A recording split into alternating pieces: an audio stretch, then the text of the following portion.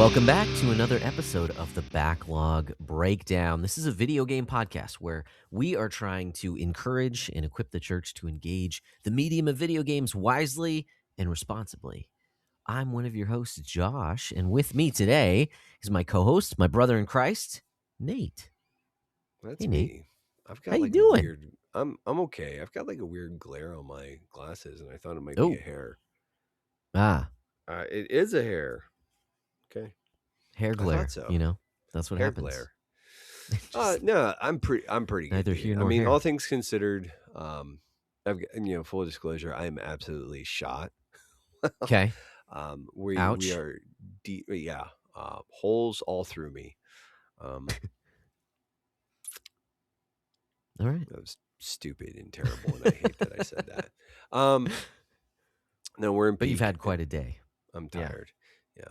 Yeah. It's been a day. I was relaying the details of today in particular, and and I won't go into the details of this exchange, but it was like when I was telling you the story about like there was somebody who was trying to be like moderately helpful, maybe a little condescending, but like moderately helpful, and like I just wanted to look at them and be like, shut up, just shut up, just shut your stupid mouth. I know that you're probably thinking that you're being kind or trying to be kind or helpful, but you're not.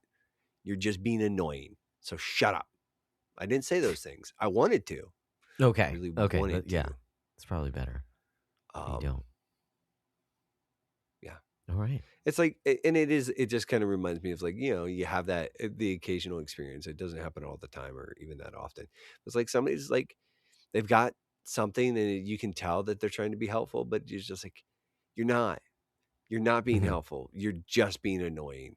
Like, I just need you to be quiet. That's what I need you to do. Be quiet. Just be quiet.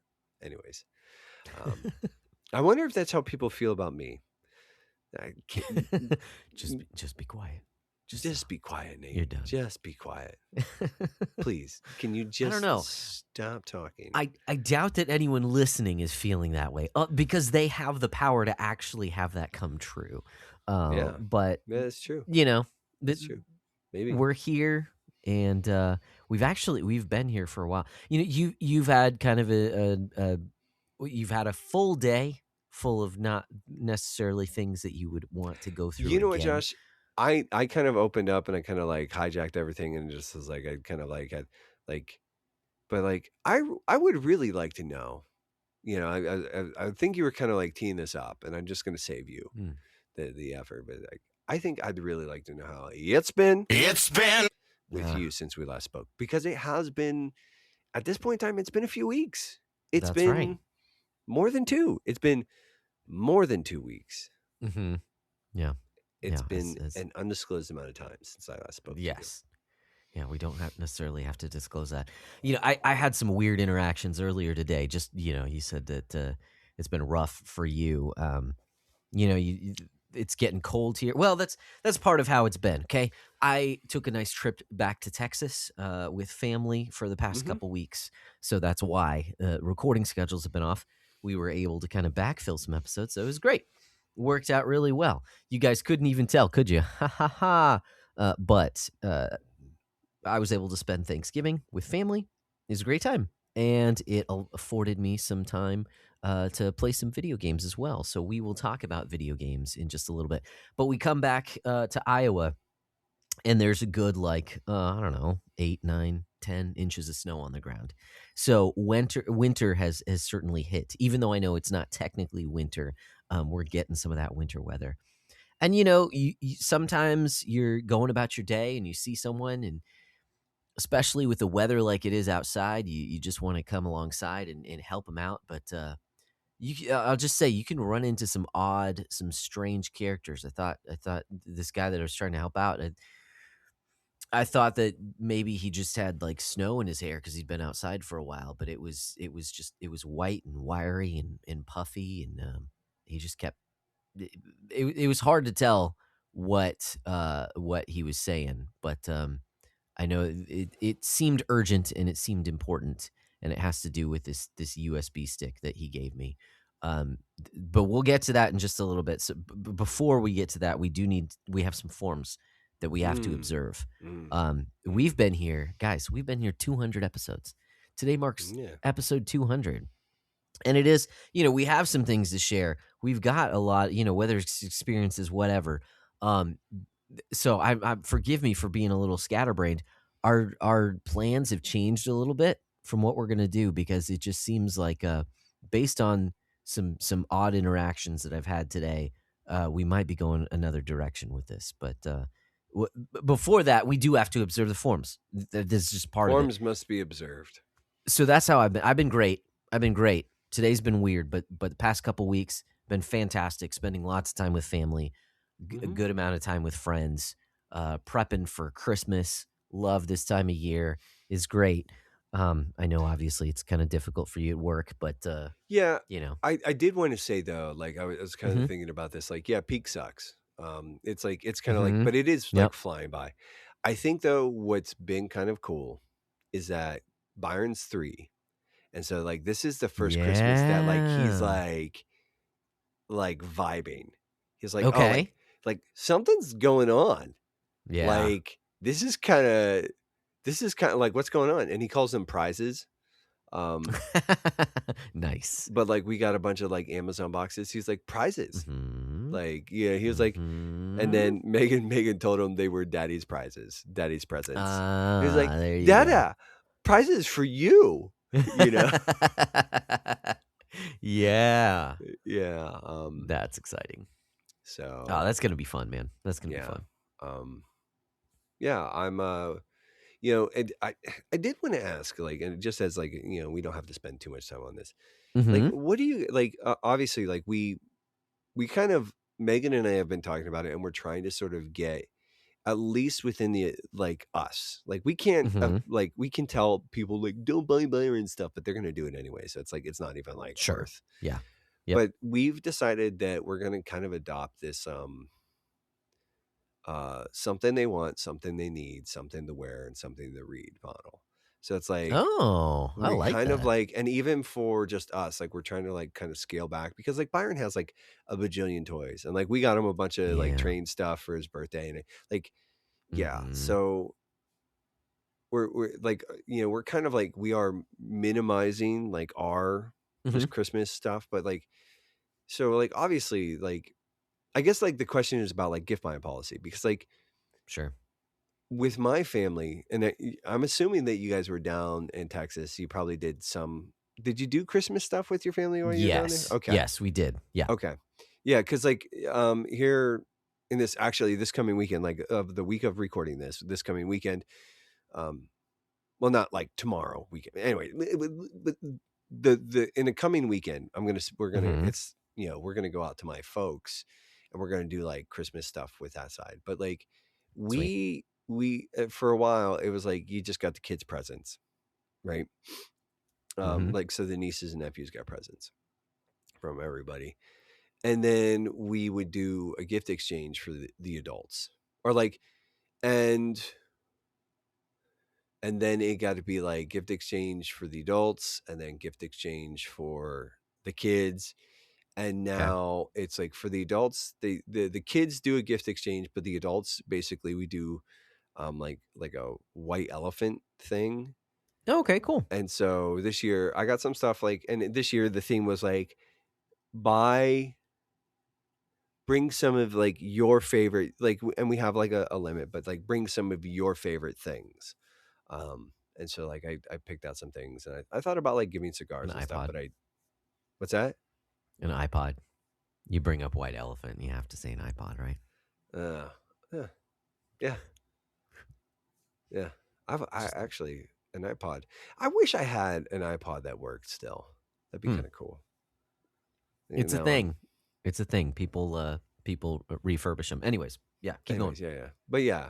So what is like the like obviously like you do things for like your kids, your spouse, whatever, right?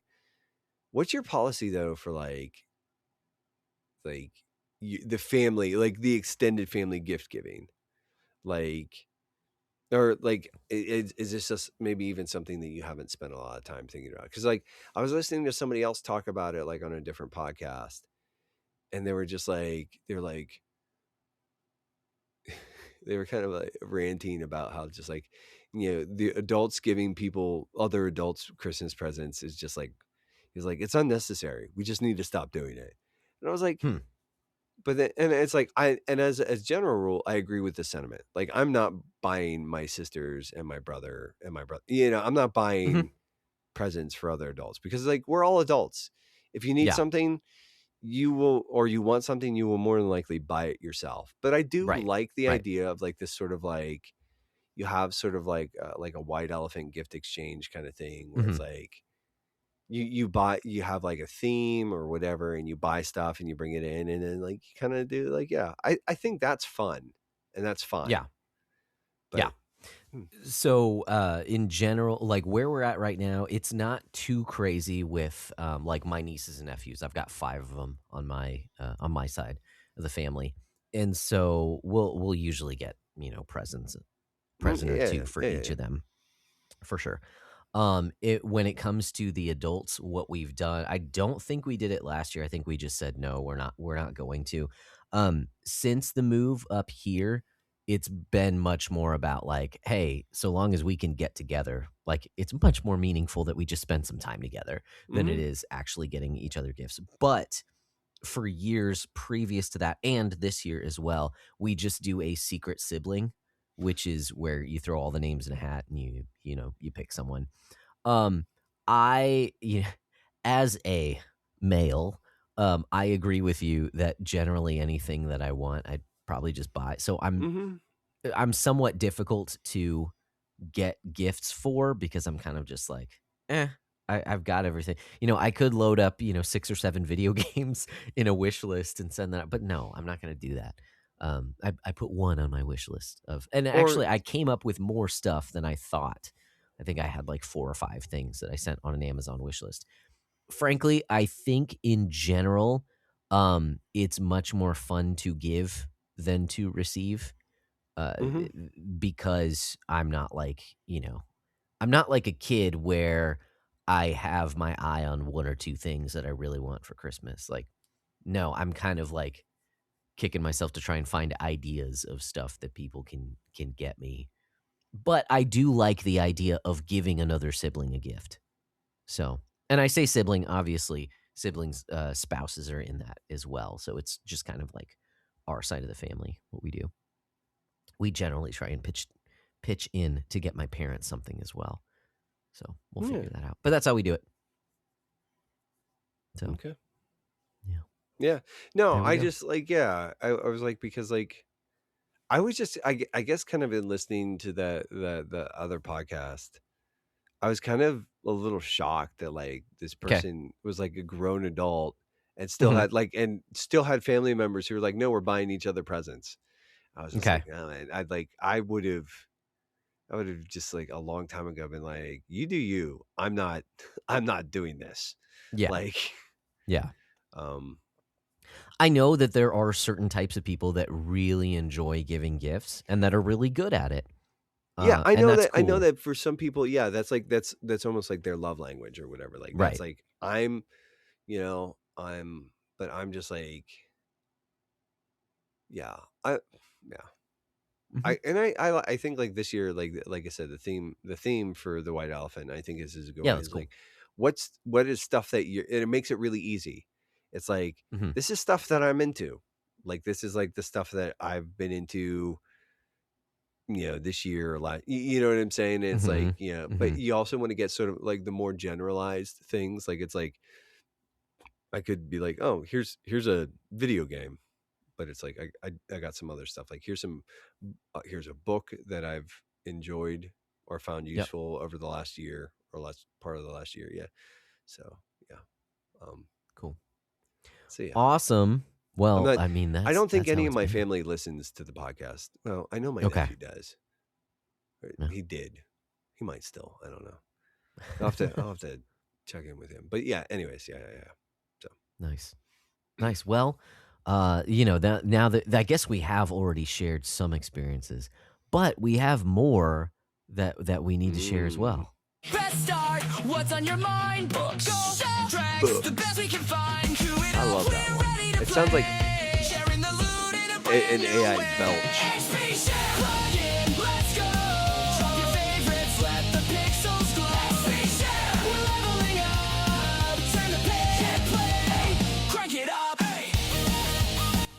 That's pretty goofy. Pretty goofy, but we like to share some experiences of things before we get into video games of other forms of media that we've just been enjoying lately. I've got a couple things to bring to the table. Do Okay, you my want guy. to kick us off, or do you want me to It jump in? doesn't matter. I can go either or. Okay. So, Well, I've only got a what do couple you want to things. do? Okay. Okay. First thing is that because we have not been able to mooch off my parents' Netflix account while we were there in Texas, we were able to do so. And my parents actually turned me onto a show that I had heard about before. But my wife and I have been watching a show called Kim's Convenience, which Mm. is it's a sitcom about a Korean family in Canada who owns a convenience store. And it's just very like I guess down to earth, if that makes any sense. Mm-hmm. It is intentionally, at least it feels intentional. Maybe that's just because it's 2025 and it's like 10 years old. But it is not politically correct. It is very much Mm. like, hey, this is the experience of. So within a few episodes, you get the I don't know the proper term, but certainly the stereotyping of the Japanese, because apparently the Koreans don't like the Japanese, into like just a distaste of the patriarch of the family for the Japanese people and things like Well, that. I mean, Where I would imagine the fact that like it's a foreign nation that has tried to invade and conquer your country several times would yeah, have something. causes some animosity, but Yeah. nowadays. I mean, in a post 2020 world or whatever, it seems like if you acknowledge any of that apparently you might be under a certain German regime. I'm trying to skirt around words that I don't know YouTube wouldn't like me saying or whatever, I but mean, I maybe think everyone knows what I'm talking about. would Um, somebody maybe accuse you of being a brown shirt? uh, maybe I actually haven't heard that reference before. I Oh. just think of red shirts from Star Trek. But anyways, Mm, so I mm. do like the show. It's funny. It is a sitcom, and so it has its moments of inappropriate things and in themes from time to time. So it is not a squeaky clean show, but it is endearing because it's not just a Korean family. Like there's an Indian family that runs a restaurant down the street that'll come in and talk with it. Like it is actually pretty multicultural Mhm. in the things that it does. But I like it quite a bit. I believe it was canceled, but it has like 5 seasons. So we're Mm. having a fun time going through Kim's Convenience. Something a little bit more well, definitely more important, but I was going to say a little more why am I'm totally blanking on the word that I was looking for. Serious is the word that I was looking for. But while I was in Texas, my dad had actually told me about this. It is an informal discussion. It was a night. It was not necessarily a debate, though it was somewhat formatted like a debate with just opening statements and then Q&A after that. But it was held at a sister church to the one that my older brother goes to, the OPC church that he goes to, Mhm. but one that my friends go to in another part of town. Uh, so it was their pastor and then another pastor in town at the church that my parents now attend, and it was a discussion on baptism. So you have the Presbyterian pastor presenting about why he Mhm. believes in paedo baptism, and then the Baptist pastor why he believes in credo baptism.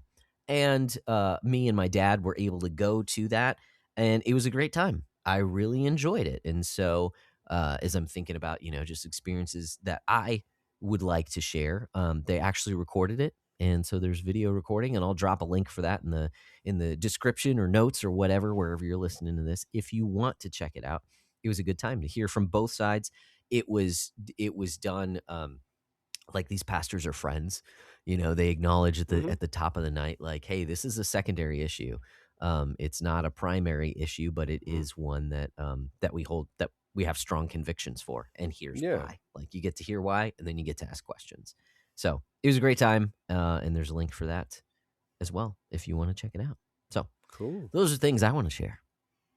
What have you Cool. got to Sounds share? pretty cool. I was Yeah. Googling things. I needed to double check. So as far as just like media goes, I've been there's a Tolkien book. I'm just gonna look this up that I bought a while ago. It's got an essay on fairy stories. It's got um, Mythopia. I don't know how you say that one.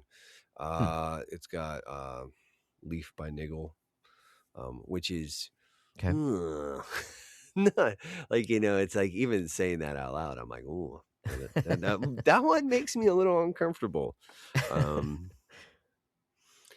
But I think it's called Tree and Leaf. Okay. Leaf by Tolkien. Yeah, it's Tree and Leaf. It's a collection. Nice. And I picked that up mostly because it has on fairy stories. And Yeah. I wanted to have a copy of that. I wanted to go. So I've been kind of like dabbling, like kind of like I opened it up and I was reading some of it with the intent to maybe be a little bit further. But yeah, so that's because it's like, yeah, it can't be all grimdark and fantasy and stuff all the time. Sometimes we have to Mm-hmm. read like real things that make us think or make us feel. Mm-hmm. Yeah. So there's that. Yeah, I do come. Megan and I. So it's funny. Like in hindsight, I kind of wish that we had just when we got married, we did write our own vows, and the key Mm-hmm. parts were very much based off traditional vows to love, honor, cherish, and uphold, and all that. It's like, but we did kind of write our own vows, and one of the things Megan had vowed to do when we got married was at least once a year watch because I like sci-fi and I like anime and I like fantasy and I don't make her watch these things very often, but Mm-hmm. it is in our marital covenant. She Mm-hmm. vowed before our friends and family and God Right. that at least once a year I could invoke the right and make her watch anime or some sci-fi Wow. or fantasy. And Okay. we were actually having a discussion, and in the 13 years of marriage,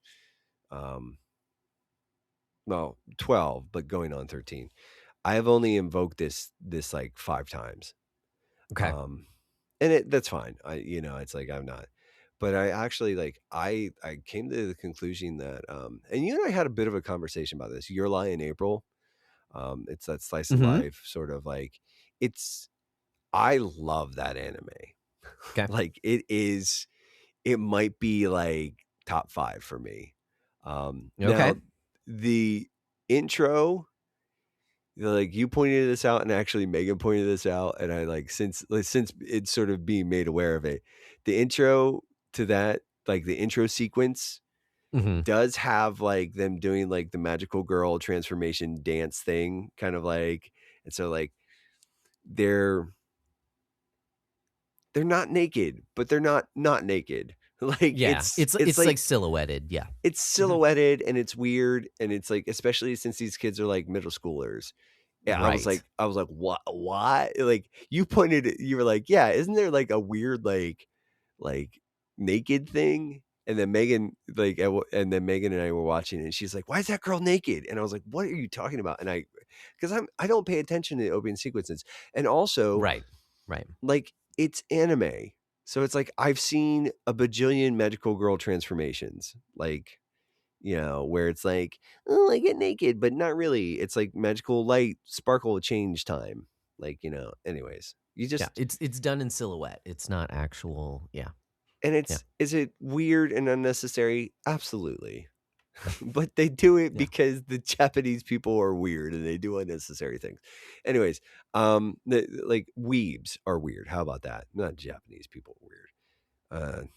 Mangaka and I don't know what anime artists like. I Mhm. think about Miyazaki's anime was a mistake Was a mistake. Yep. Uh-huh. often. But Your Lie in April is fantastic. It's very sad. Okay. Like, and just full Okay. disclosure, like I'm not trying to spoil anything. I'm not gonna, but it's kind of a heartbreaker. And that's probably why it's a little dangerous for me because I like that. Like I'm a sucker for like that melancholy in that particular vein. But Okay. anyways, I did just look at her and I was like, this is like one of my favorite anime, and I think we need to watch it. And it's kind of tough because my wife does that thing where it's like she asks questions and I'm just like, just watch the show.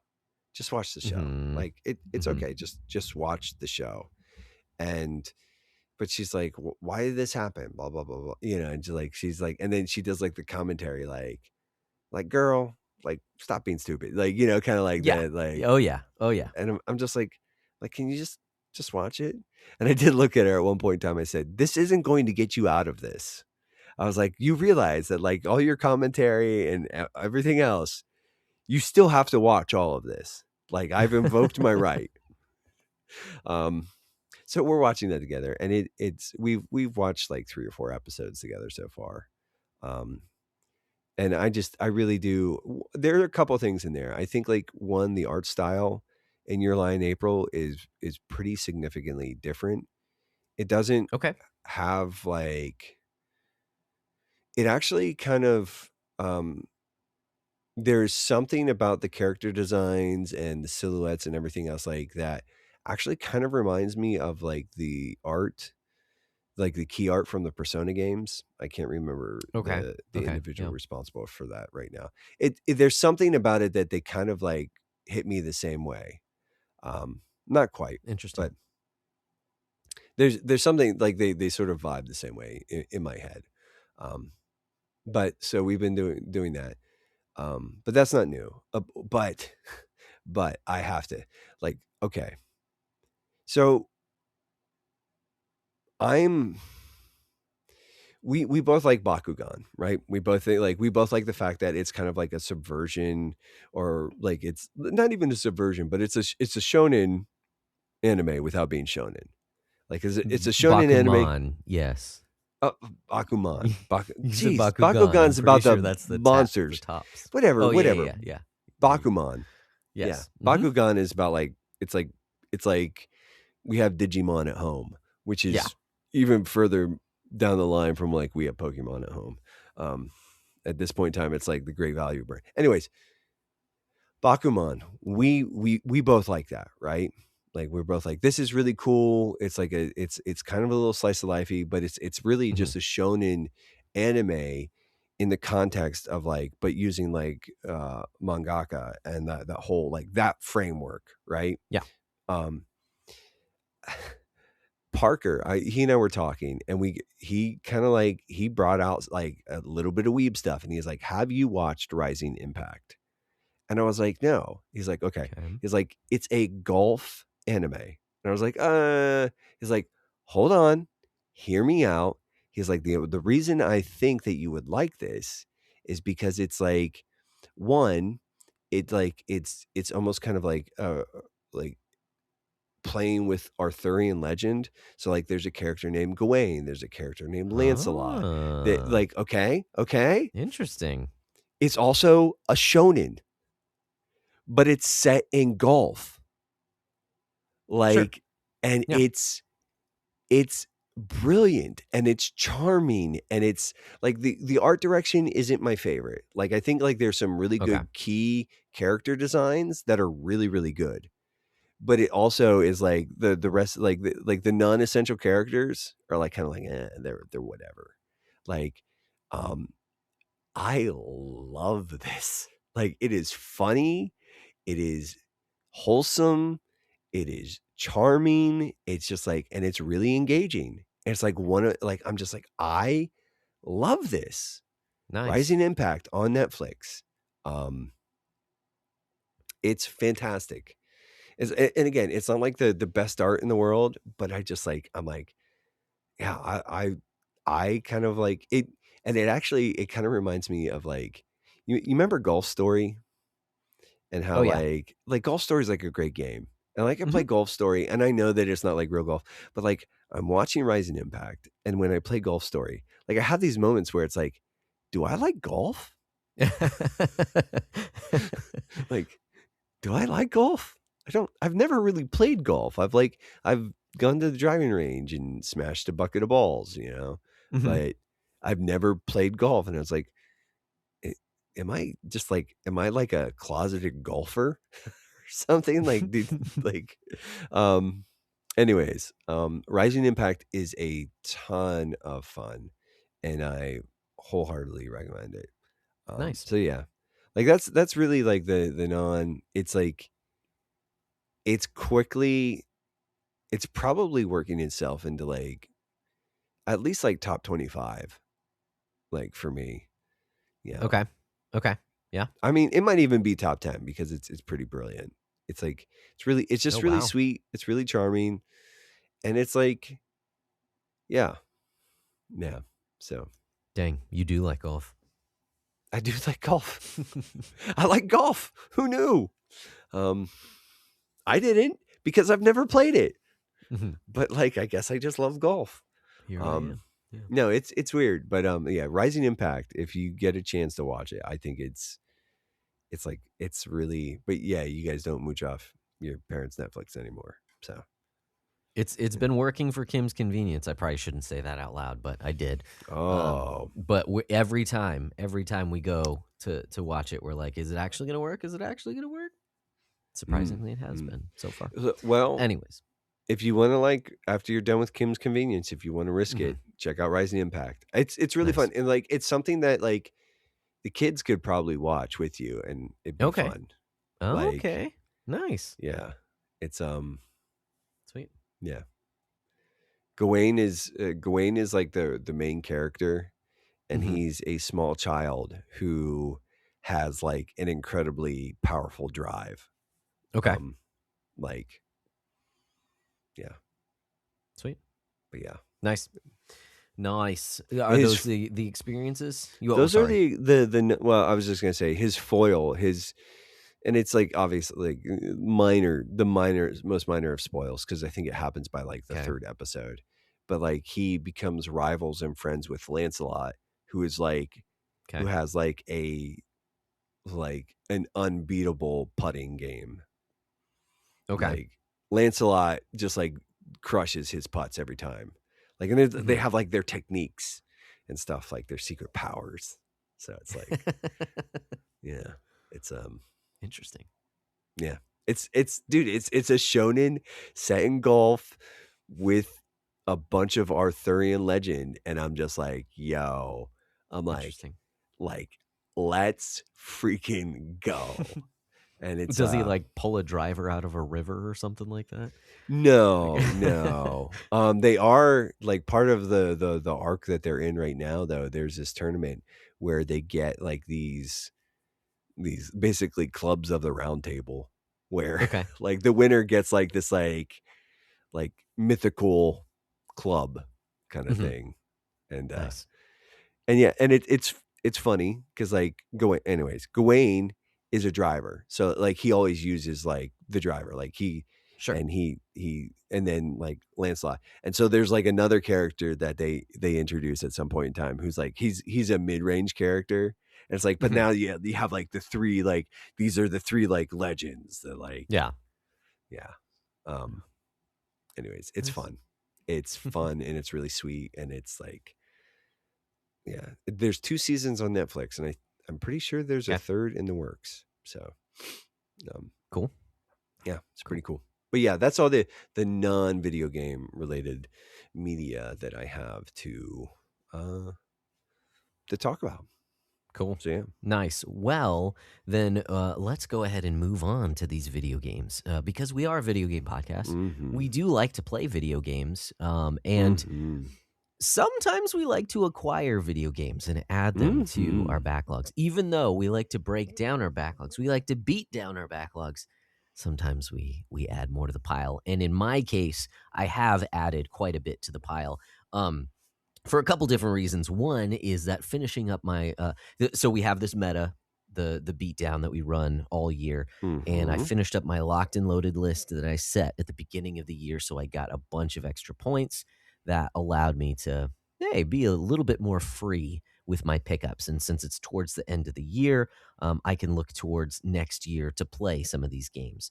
In addition to that, it was Black Friday, so there were lots of games that were on sale.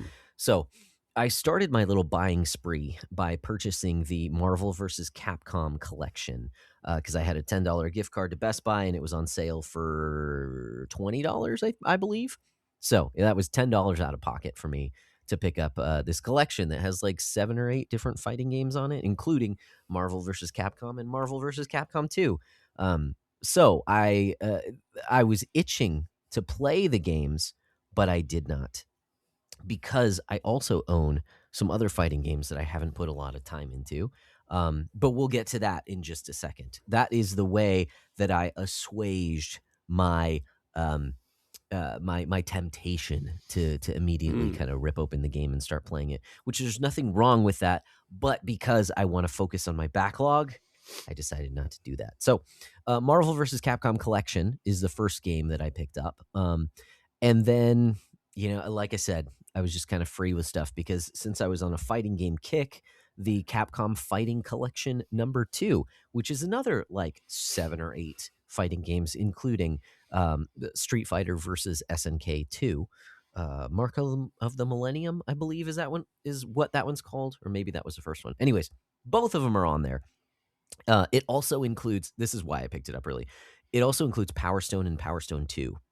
And so on Switch, you can have just some 4-player mayhem with that. So that's going to be a lot of fun. But again, did not open it up, didn't play it, but I own that now with the collection too. Unicorn Overlord went on sale. Ooh, it was only $25 on Switch. So I went ahead and picked up that one. And then finally, through Woot, they were discounting a bunch of games, of official Nintendo games. So I also picked up Legend of Zelda Echoes of Wisdom. I believe it was $30 with an extra 20% off of that. So, I paid like $26 that's or something. the Zelda one. Yes, the one where you actually play as Zelda. Yeah, that was just, Okay. I believe it just came out last year or something like that. So these are games that I'm looking forward to diving into in the new year.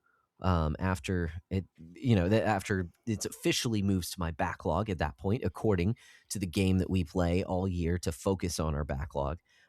So I'm pretty stoked with, because I've had a few other pickups this year: Prince of Persia, Lost Crown, Live Alive, Sea of Stars, a few games. So it's gonna be a good year next year, 2026. So that adds 4 games to my beatdown score. So that's a +4 there. So in order to try and level that out a little bit, like I said, I was having an itch to play these Marvel vs. Capcom games, but you know what? I have the Street Fighter 30th anniversary collection on Switch, and I have not put a lot of time into that. So I started putting some time into it and really kind of digging into Street Fighter in general. I enjoy fighting games, but I'm not good at them at all. And I'll just say I learned a lot about fighting games in general, Street Fighter in specific, over this time that I was able to hang out at my parents' house and hang out with family and friends and all that. And so I would have, like YouTube videos on and just listen to them in the background, learning things and, occasionally kind of referencing things. So I started with Street Fighter Alpha that's on this collection and started playing that because I really like the Street Fighter Alpha series. I really do. And I had never played the first one. I was much more familiar with the second and some of the third as well. So I played the first one, and I'll be honest, going back to it, it does feel a little bare bones. I get it. It's kind of like it's sort of the sequel to Street Fighter 2 after, that came out with a dozen different editions. Then it was Street Fighter Alpha, which is a prequel in terms of the story, because actually the original Street Fighter arcade was the first one. It's called Street Fighter, and then Street Fighter 2 was the second one. So Street Fighter Alpha happens in between Street Fighter and Street Fighter 2.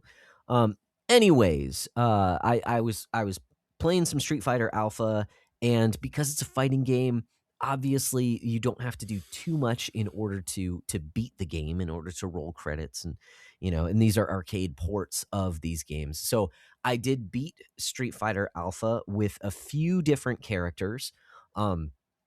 Most I obviously was Ryu and Ken. I mean, those were the first ones that I was able to beat it with. I don't remember all of the characters that I beat it with. I maybe beat it 3 or 4 times. with different characters. But I said to myself that before I move on to another game, I want to at least put in some time with all of the characters, at least play with all of the characters so I can kind of feel or understand what they feel like to play as, because I play as the Ryu Ken kind of characters because I'm basic and that's just what I know. And so that's what I decided is to finish the fighting game. I have to finish at least an arcade run, but then I also want to play it with all of the different characters. And for the original Street Fighter Alpha, that's not that many characters. So I did that, and so I get a -1 because I beat that game off of my backlog, and then I moved on to the original Street Fighter. And let me tell you, there is a reason why not very many people have heard of the original Street Fighter, and everyone has heard of Street Fighter 2. Street Fighter 2 blew up as one of the very first fighting games. It was huge in the arcades back in the 90s, okay? The original Street Fighter is basically it's a garbage game. It's not good. Um, you can only play as Ryu. You can do some special moves, but the special moves are completely broken because on the one hand, they do an insane amount of damage, at least a third of the enemy's life bar. But also they are inconsistent. It's not just the inputs that you put in, but sometimes they just decide not to work. Sometimes they do, sometimes they don't. In addition to that, as you continue to play through the game and you defeat all the enemies, the very last enemy, Sagat, that you fight, can quite literally beat you in a single hit. Now it's technically like a 2-hit combo, but it can be over just in the absolute blink of an eye. It is unbalanced to all heck. It is it does not play well. It is very what's the word that I'm looking for? Stilted is the word that I'm looking for. It's not a good game at all. But using save states, I was able to make my way through and beat all of the characters. And so that's another one that is now off of the backlog. So finished the original Street Fighter. And then I went to Street Fighter Alpha 2, and this is the one that I am the most familiar with. Let me tell you, going back to Street Fighter Alpha 2, like, yes, it is what I remember. It is as good as I remember. I enjoy it as much as I used to enjoy it. Again, I'm not good at it, but I had a great time with it. A lot more characters than the original Street Fighter Alpha. And some of the stuff that you can do, the different kinds of supers that you can do, the alpha counters that you can do, it opens up and it just feels a lot better. So I like Street Fighter Alpha 2 a lot, and I'm glad that it's on our top 100 list there. And I did go ahead and beat it with maybe 5 or 6 different characters. Found some ones that I like, some ones that I don't. Oh yeah, Dulcim. That was one that I beat. I think I beat Alpha with Dulcim. I'm pretty sure I did as well. But anyways, that's Yoga neither here nor there. punch. Yes, yeah. Yoga Flame. Yes, that guy. But Yoga. it's annoying. So, oh my goodness! But what's most annoying is the computer spamming Sagat's Sonic. Or no. Sonic booms are what's the name? That's Guile. But what is drag? Is it Tiger? Tiger. So annoying. So annoying. Tiger. Yeah. Anyways, yeah, the arcades are absolute. The difficulty in the arcades it's more difficult than the home versions. So I had to turn the difficulty down on all the games in order to finish it. There's no difficulty switch for the original Street Fighter. Doesn't matter. Neither here nor there. I did the same thing with Street Fighter Alpha. Played all the characters and beat it with 5 or 6 different characters. So I'm gonna go ahead and take the point on that. So that is a -3. Purchased 4 games.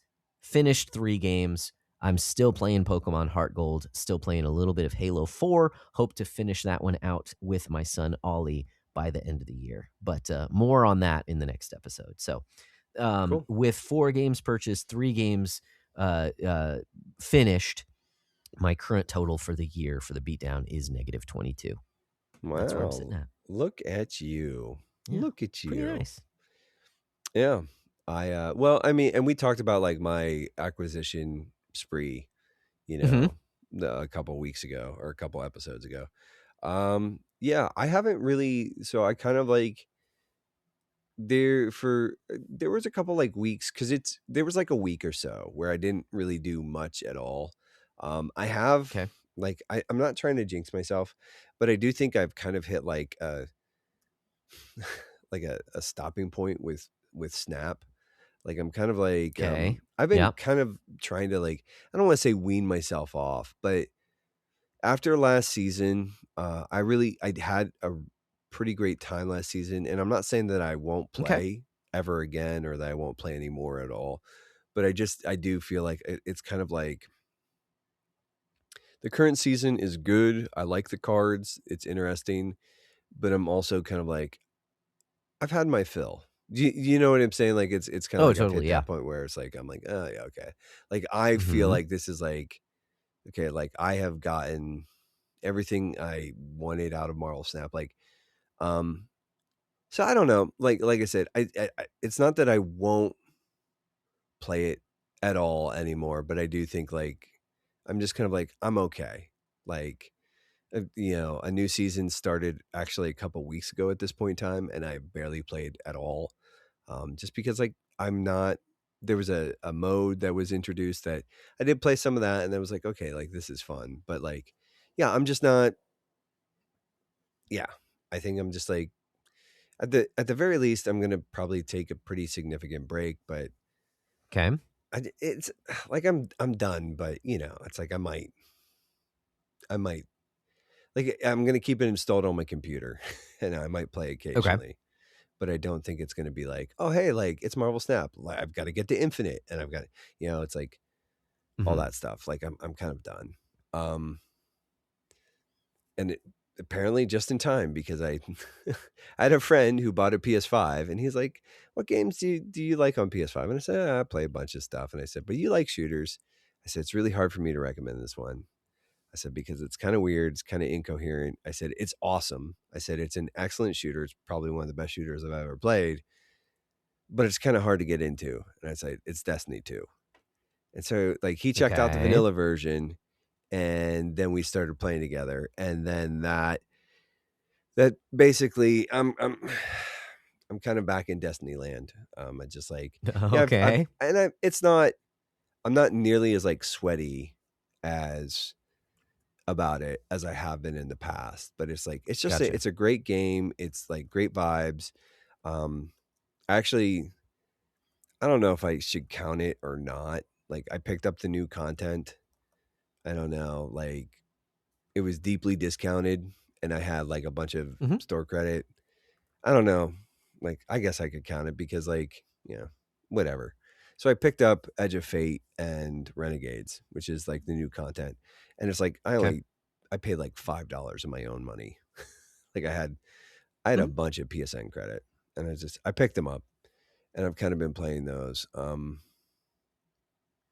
And just like there's a lot of stuff. Like I think Destiny's really great. Like Renegades is funny because it is literally Star Wars. Like Okay. um I mean, it's not, but it's like, oops, I got Star Wars in my Destiny 2. Um, and it's like they introduced this thing called a Praxic blade, and it's a lightsaber. Also, like some of the Okay. cosmetic skins are literally like one of them is literally Darth Vader, one of them is literally General Grievous, one of them is Oh literally wow. Boba Fett. Like these are like cosmetic armors, like like that you can get. So it's like there was some sort of licensing thing. But yeah, Renegades has a very like it's super Star Wars coded, I think on purpose. Um, I'm sure Disney Sure. got some sort of like fat check out of them for that. Um, so yeah, but it's been pretty good. Like Destiny is fine. It's not fine. It's fun and it's great and it's like it's comfort food, but it's also like it is a really competent and well made shooter. It's like and there's been a lot of quality of life stuff. They've changed some things like the armor systems and how that works and everything else. And I just, it's kind of in a really great place um, as far Nice. as just like gameplay wise, user experience. I mean, there are problems still, like just because, like like Bungie is a train wreck, you know, Okay. of a studio. but that's neither here nor there. Like the game is good, and so it's like, and my buddy's playing it, so it's like, yeah, it's kind of like it's a game that we can hop in together and play now. So yeah, um, so I've been playing that, and I guess. Well, the other thing is I did beat Pokemon Arceus. I sort of Okay. I rolled credits on it, so I beat it the first time. And you were telling me there's apparently like 3 different completion phases or whatever, and I'm like, yeah. Right. Yeah. I got I got all the Pokemon, like all the alphas that I wanted to for the most part, and I Okay. just kind of hit a point where it's like after I beat the first phase, I was like, I'm good, and so like that's just going away for now. I might come back to it someday because I don't know. There is like sort of an oddly satisfying loop with all the Pokemon and everything else, but I'm It's not almost in. as if you gotta catch them all, right? I don't gotta, but I might Okay. want to. Yeah. Like, Yep. yeah, I don't know. Like I said, I'm definitely that kind of like, but that got put away, and so I'm sort of done for that. But I sat down and it's like there've been a number of games, like, I've not been super good at like knocking things off my locked and loaded list. But I have started a number of games that I just like. I do this kind of thing where I start games and then I just don't finish them, and I was like, I don't want to do that. So I went back to Okay. something that I've kind of been dabbling. Anyways, I picked up Dragon Quest Builders like eons ago at this point, and I've kind of been like Mhm. playing through it and slow rolling through it, and I finally rolled credits on that, and boy howdy, what a delightful game! Mhm. Like, just it's like one of those games because it's like it's kind of understated in a sense that like it's not a game that like jumps up and screams for my attention or like has anything like there's but it's like I just love playing it and kind of like horsing around and building stuff and like, yeah, I think it's a ton of fun, and Mhm. I love that game. And like that's probably in like that would probably be on my personal top 100 somewhere. Okay. um I think it's really pretty great. It's like it's kind of understated because it's like, yeah, it doesn't like it's not like pay attention to me, I'm important. It's like, hey, dude, you want to hang out in like Dragon Quest land and kill things and build stuff? And I'm like, Yeah. yes, yes, I do. um, I want to do that thing. yeah, the answer to that is a resounding yes. That sounds delightful. So yeah, it's kind of just like it's pretty great. And yeah, so yeah, I did beat that, but that on how long to beat. I think they have the main story playtime at 37 hours, so I would get the long game bonus. But since I bought Star Wars Nice. or I mean Destiny 2 content, it kind of like comes out in the wash. Mhm. Um, so yeah. Um, yeah. So and that's and then I haven't beaten them yet, but I did sort of I've kind of been looking at things that I can go back to and sort of Okay. like wrap up before the end of the year. Um I'd started Vanquish a while ago, and so I've kind of been picking that Okay. back up and playing that again, and it's like that game is like it is just late 90s, early aughts action slop, and I love Sure. it. Yeah. Like Yeah. it's big dumb fun with some cusses. But just like Okay. like kind of like cool guns, cool action. It's just fun. It's just a cool game. Um yeah. And so I've been playing through that. I'll probably by the time we record next episode, there's a chance I could be done with it. Um Okay. Also, another game that I've kind of just been like, this is actually a game that Parker and I were talking about earlier, and it was like I bought Link's Awakening like a while ago, and at one point in time, like he had expressed an interest in playing. It was like, hey, you know what? I'll just like finish up my playthrough and I'll just send you my copy. And then like I just kind of I hit a wall with like the Eagle Tower Temple or Yeah. whatever, Hmm. and I just kind of hit a wall and I bounced off the game. So, anyways, that does have an upgrade, I think, for Switch 2, or it, Ooh, nice. and I'm like, I'm just gonna like get it, like pull up a YouTube like walkthrough video, and I'm just gonna go like step by step, sort of like with this walkthrough video, and I'm just gonna beat this tower, and I'm just gonna keep going. Like I just want to be done with the game, and it's not like, oh, I hate this game, I just want to be done with it. It's like I'm just stuck at this part, and I'm not going to I'm not going to beat myself up trying to get this all Yeah. sussed out and figured out. Like I'm just like I'm at a point where it's like, listen, I need some help just to get like I just want to get past this. I want to get back into the game. I want to finish it before the end of the year. So like that's kind of I had thought about putting like just picking up Xenoblade Chronicles 3 and just like jumping right into that. But I was like, I before like the sound that's of that. big, Hmm. and it's like Yeah. that's going to be like a long, like sort of a long walk in one direction, and it's like I want Right. I want something like I don't want to like I have like a bunch of like hanging chad kind of like games, and I just want to like clear some of them out before I commit to that. So Yeah. That so yeah. that makes sense.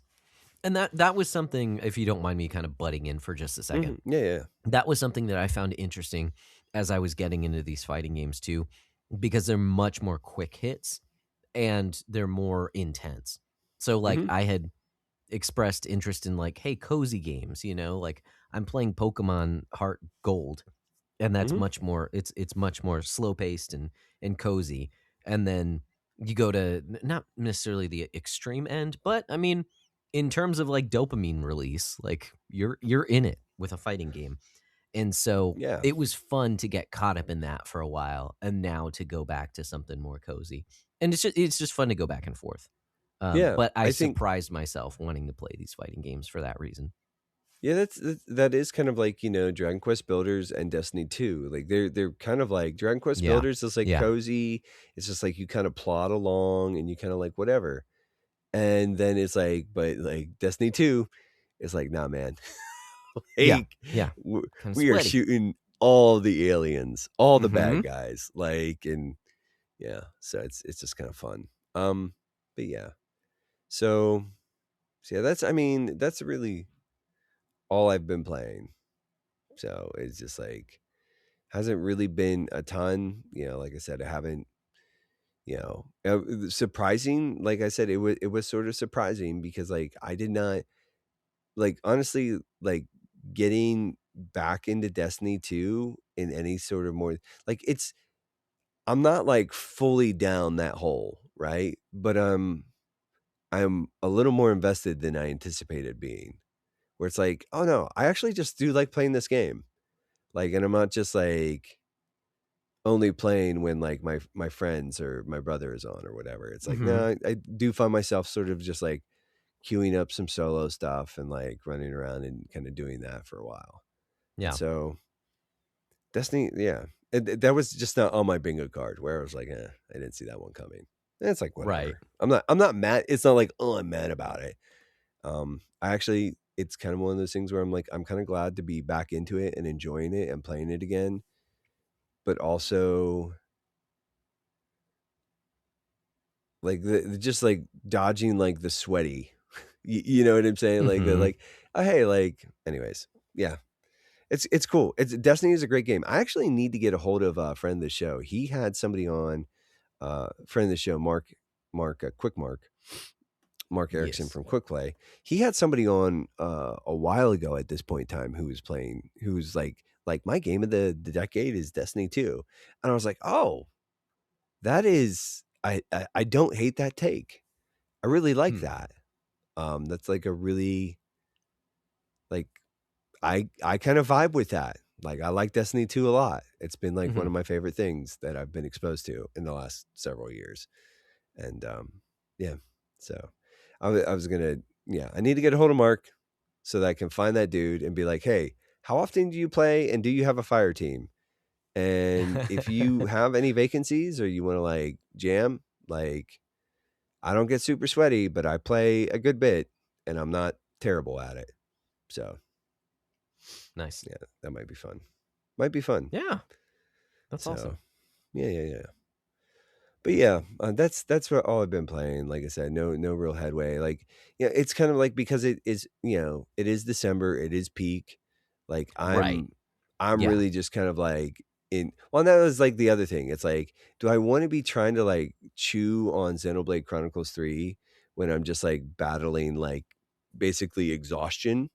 No, Right. no, I do not. Right. Yeah. Like I wanna like when I get into that game, I want there to be like energy to burn on it. Like, Mhm. you know. Yeah. So Yeah. yeah. That's awesome. Yeah. That's Yeah. awesome, man. Yeah. That, But, you know, yeah. So yeah, yeah, kind of like keeping things kind of ticking along here. Yeah, my beatdown score is at -6 because I picked up what is it called? Edge of Fate and Renegades on Destiny 2. okay. And then, but I also beat Dragon Quest Builders. So with the long game bonus, I got a -2 Cool. for that. So that kind of evens out. So I'm still at -6. Um, Cool. and if people are like, hey, what is this backlog beatdown score thing that why are these guys talking about numbers in a video game podcast? Well, one, making numbers go up or down is basically what video games are about, period. Mhm. Make numbers go up, make numbers go down. Somewhere it falls. That's essentially like you boil it down. It's like Yeah. make the good numbers It's all go up, math, make the bad you know? numbers go down, Yeah. kind of thing. But we have a metagame that we run, and I think you sort of mentioned it or alluded to it earlier a little bit. But it's like we have the meta, we run it all year long. If people are interested, we in those rules. Now we are moving into 2026, so there will be a new edition of the rules. I don't know that anything's going to Mhm. change, but like we haven't really sat down with Jono, who is the commissioner. He's the commish. Mhm. And so like he's the guy who sort of like helps us put this all together and makes rulings on our behalf or on the game's behalf for the players in our Discord server. If you're interested in what those rules look like, they are available in our Backlog Beatdown 2025 channel. They're pinned to the top there. You can reach out to Josh or me and we can get you a copy. But yeah. Yep. Anyways, it's a metagame to help you encourage playing the things that you already own. And sort of like it's there to act as a little bit of a break or kind of a, Mhm. just give friction to acquisition. Yep. Yeah. So it's just, Yep. we've Exactly. found it to be useful, fun. There are other people in the community who sort of play along.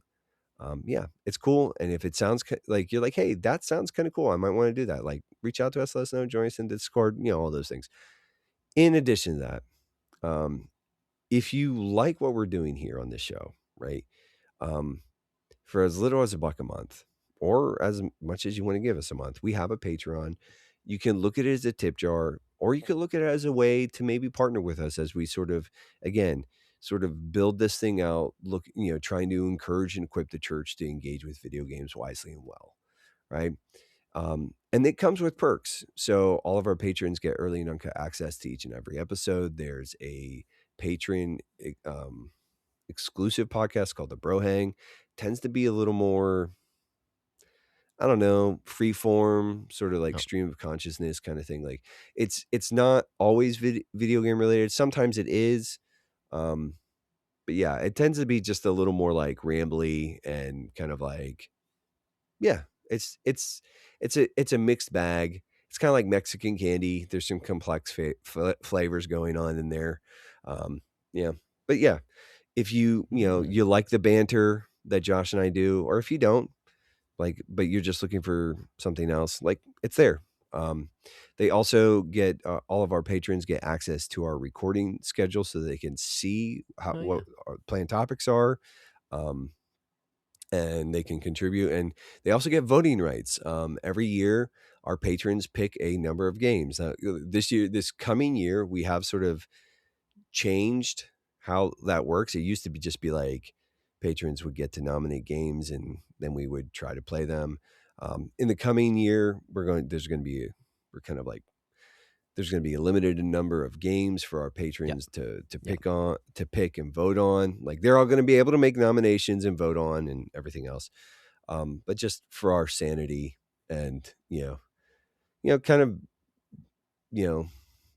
giving us the opportunity to actually like prioritize other things and explore our own backlogs a little bit more. And anyways, we're changing that up, but if they have voting rights there, and they get a little bit more access to me and Josh. They have exclusive channel in the Discord server. They have a role there and access through the Patreon as well. So if any of that sounds even mildly interesting, and like I said, and you love what we're doing here, or you even like what we're doing here, and you want to look for a way to go above and beyond, you've done the sharing and the caring, you've done the rating and the reviewing. And if you haven't done those things, please do. That would be really helpful and really cool of you. But if you're looking for a way to go above and beyond, for as little as $1 a month, or for as much as you want to give us a month, it is an option. So there's that. Lastly, but certainly, I can't talk right. It's this is gonna be real good here. But certainly, not leastly, we are proud members of the Play Well Network alongside our friends Paul Lytle, the Techno Funk Boy, Wesley Ray, the Hench Dad himself, and Nicholas Porch, aka Porcho, the Wonder from Down Under. These guys all make content that explore the ideas of playing well. Sort of just some of its video games, its actual play podcasts. Like Porcho has sort of, he's been doing a lot of interviews lately and sort of like talking to people and asking questions and being a little silly and weird. And it's fun. It's a good time. Mm-hmm. But anyways, that being said, we love these guys. We love what they're about. And here's a word from one of them. Hey there, I'm Wes, and I run the Henshin Dad podcast. If you don't know what that is, well, it's a one-man show where I talk about all the things that you need to know about the tokusatsu genre from Japan. If you've seen shows like Power Rangers and Ultraman, then you've seen tokusatsu, and I just happen to think those types of shows are pretty cool. So come on over and take a listen as I discuss all the current and retro happenings in the genre. You can find it over at anchor.fm/HenshinDad. I'll see you there, and don't forget, Henshin a go-go, baby! And we're back. Okay, Josh. So you got to sort of, you kind of buried the lead because you said you were basically accosted by a weird man who gave you a USB stick. Right. And the only reason I bring it up is because we had such huge plans for, we've been around for 200 episodes. That's something to celebrate. But we're going to have to put those plans off to the side. Maybe we can address that, next year or something like that. Because this guy was trying to help him out and he was just kind of muttering to himself. And like I said, just hair's kind of puffing all over the place, but I wanted to, see if he needed any help, and he just kept saying, "Great Scott, there's we need to save the," and it was just rambling. I had no idea what this guy was talking about, but he grabbed my hands, and I wanted to give him something, but instead he grabbed my hands and he said, "No, take this. The future depends on it." I was like, "What? It's a USB stick. What are you even talking about?" And he said, "You'll know. Tonight, you'll know." And so, as we got on to record, I'm just like, oh, how did he? I didn't know this guy from Adam, but apparently the future depends on what is on this USB stick. So I'm gonna plug it in, and let's see. If I'm being honest, Josh, he sounds remarkably like Doc from Back to the Future. I'm just saying. Oh, like the resemblance is probably uncanny. Uncanny. Oh man, like X-Men. Like just your description. I'm just like, That's so weird. I don't know how that happened. I wish I would have known that in the moment. I was wearing a vest, wasn't I? Huh. But I don't know. Maybe he had me mistaken for someone else. But let's pop this in here and let's see what we got for episode 200.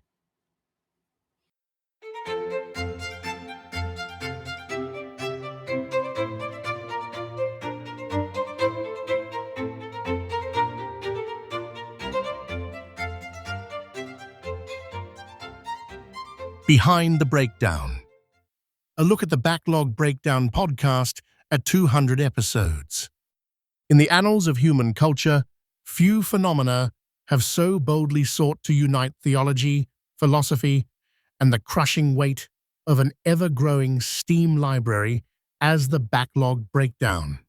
Launched in the late 2010s, in an era where podcasts flourished like mushrooms after rain, two men, Nate and Josh, set out with a mission most would call noble, others foolhardy, to conquer their video game backlogs. What began as two friends speaking into microphones would soon spiral into an odyssey of faith, folly, and final fantasy.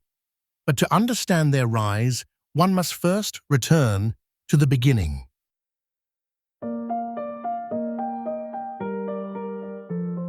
Era 1, the early foundations. In the vast cosmos of digital chatter, few creations have dared to wrestle with both the weight of unfinished video games and the transcendent call of the human spirit. This is the story of the Backlog Breakdown.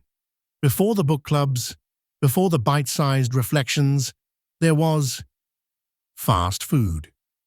For you see, the very first offering to the world, boldly titled The Most Important Episode You'll Hear, was less a theological reflection on gaming and more an extended meditation on Taco Bell, a discourse on chalupas, burritos, and the greasy liturgy of late-night drive-thrus. It was absurd, it was irrelevant, and it was perfect. So what was the consensus about the best Taco Bell item? We actually did a head-to-head, like who had the best stuff, and we both agreed the best item on their menu is the cheesy gordita crunch. That gets like, Yes. Dude, every time, man, with the Dorito shell. Yeah, Just buddy. I don't need no fiery. I don't want no Cool Ranch. I just want straight Dorito. Straight Dorito. And it has to be like, the thing too is that thing has to be consumed within a couple of minutes, because any longer than that, and the sauce sogs down the shell, and it just ruins everything. I mean, it's still delicious, but it's the crunch you're is missing gone. out on the crunch. The crunch is gone. Oh, you guys are killing me. I haven't had Taco Bell in weeks. Like, seriously, you're killing me right now. I don't have it that often. Yeah, so, it's been a while for me too. But, it's something about like the garbage Mexican that I'm like, well, I know this isn't like good Mexican food, but I don't care. Whoa, hold up. No. That stuff is designed by like 3-star Michelin chefs. No, Taco Bell is life, dude. Don't bash it. And Josh, you will learn this quickly. I am like the biggest Taco Bell fan in the world, and the only reason I haven't eaten it multiple times in the past week is because I'm training for a couple 100-mile bike races, so I can't. That's intense. And otherwise, I literally eat Taco Bell 3 to 5 times a week. Gotcha. I mean, It's awesome. it is pretty much the like best place to go if you're a regular somewhere. I'm a huge cheapskate. So Taco Bell is like the place to go because you can get full and you don't have to pay a ton of money. Like I love Chipotle, but you're paying $5. But you're paying $8 for lunch. It's like Taco Bell is awesome. But then came the real first episode. Here, Nate and Josh began to sketch their vision, a podcast that would not simply entertain, but would call its listeners to wrestle with their backlogs as men once wrestled with angels. I'm Josh. I'm Nate. How's it going, Nate? It's going pretty good, Josh. How are you doing? How are you doing over there in Texas, my man? Yeah, it's a little hot. It's getting to be summer. Of course, it's summer like 6 months out of the year here, which is great. But during the summer, since there's not so much going on at work, we don't usually run the AC in buildings that are not being used, and that's where I am a lot of the time. So it does get a little hot, just a little bit. I'm very glad that you can't smell me right now. I'll put it that way. Oh, dude, you have nothing to fear, man. I am a mail carrier in Western PA. True. Didn't think about that. It's been like It was like 80 some degrees today with like 70% humidity. I burned through my deodorant in like the first hour.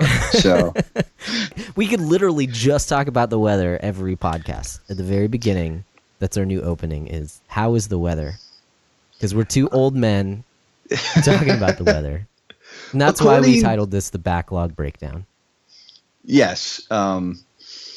So if you're listening to this, you obviously probably know Josh or I.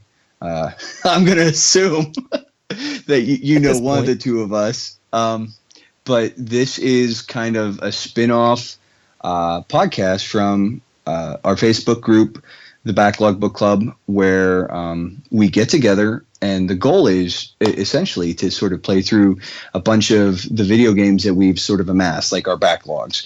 I don't know. How would you say we met, Josh? Oh, man. No, we probably met through... it was... So we met in another Facebook group, the Reformed Gamers. Shout out. Which, if you're listening to this, you probably are somewhat aware of them. We would hope. Yeah. And if you're not, well, you should go check it out. That can just be like a free reco. So nice. Early on. So I'm pretty sure that's where we met. But then you started, the Backlog Book Club. You started doing backlog drafts, which was great because I recognize that I have an enormous backlog of games for one reason or another, and we can talk about that. We can go into that. One of the main reasons is that I have children now in my life, and before I started having kids, I amassed a lot of video games because I was like, I'm not going to buy any video games after I have kids. I'm going to be taking care of kids. But so just buy all the games now. Exactly. That was my justification. And it's like, I have all these old systems, so I can buy games for like $5 a piece. So why not just amass a bunch of them? Oh, hey, there's a Steam sale. Cool. Let's do it. Hey, Humble Bundle. Sweet. Let's do that. Oh, Wii games are like $2 a piece. Let's go ahead. And so now I have it's kind of ridiculous. This was the blueprint that set the stage for an empire to come. In those first 50 episodes, the Backlog Breakdown was raw, unpolished, a little like the audio quality. Yet, in the midst of technical hiccups and nervous laughter, the blueprint was being drawn. Here were two men standing on the precipice of digital clutter, daring to ask the hard questions. Should I play Persona 3 for the 15th time? Is Mario 3 truly better than World? And why, dear listener, is my backlog bigger now than when I started this podcast? The early episodes reveal a duo not yet burdened by structure or consistency. Guests were few, like rare sightings of cryptids, and the conversations meandered with the freedom of a Saturday morning spent scrolling through Xbox Game Pass. It was less programming, more therapy session with controllers. And yet, in this crucible of casual chaos, the identity of the show was forged. The book club format lay still in the womb. The Discord community was but a dream, and Patreon a glint on the horizon. But even here, one could hear it. The laughter, the arguments, the rabbit trails. A foreshadowing of what was to come. Episode 8, portentously titled Backlog Breakdown no Densetsu, marked an early turning point. With guests Paul and Wes joining Nate and Josh to talk about Zelda 2.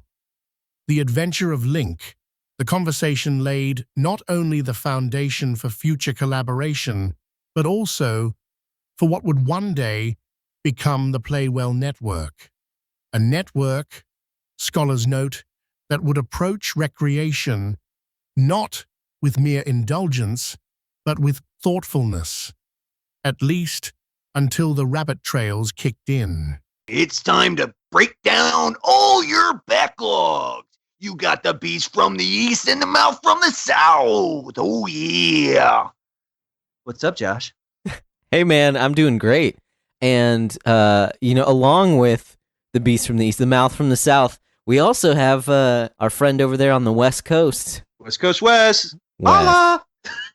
We didn't really practice the intros, so I'm not really sure what I'm supposed to say here, but hello. And we got our homie all the way from the Wii hooked up to the NES, and whatever. It's Paul. It's Paul, ladies and gentlemen. Listen here, brother. I'm gonna do a better intro than Wes did. I'm going to do the best intro of all time. All right, channeling a little bit of Macho Man Randy Savage meets Donald Trump. I like it. I like it. Mm-hmm. We got the best intros. We only have the best intros. I can't compete with that anyway. So we are already falling apart. So I like it. This is going to definitely be a little bit of a train ride, or mostly a train wreck.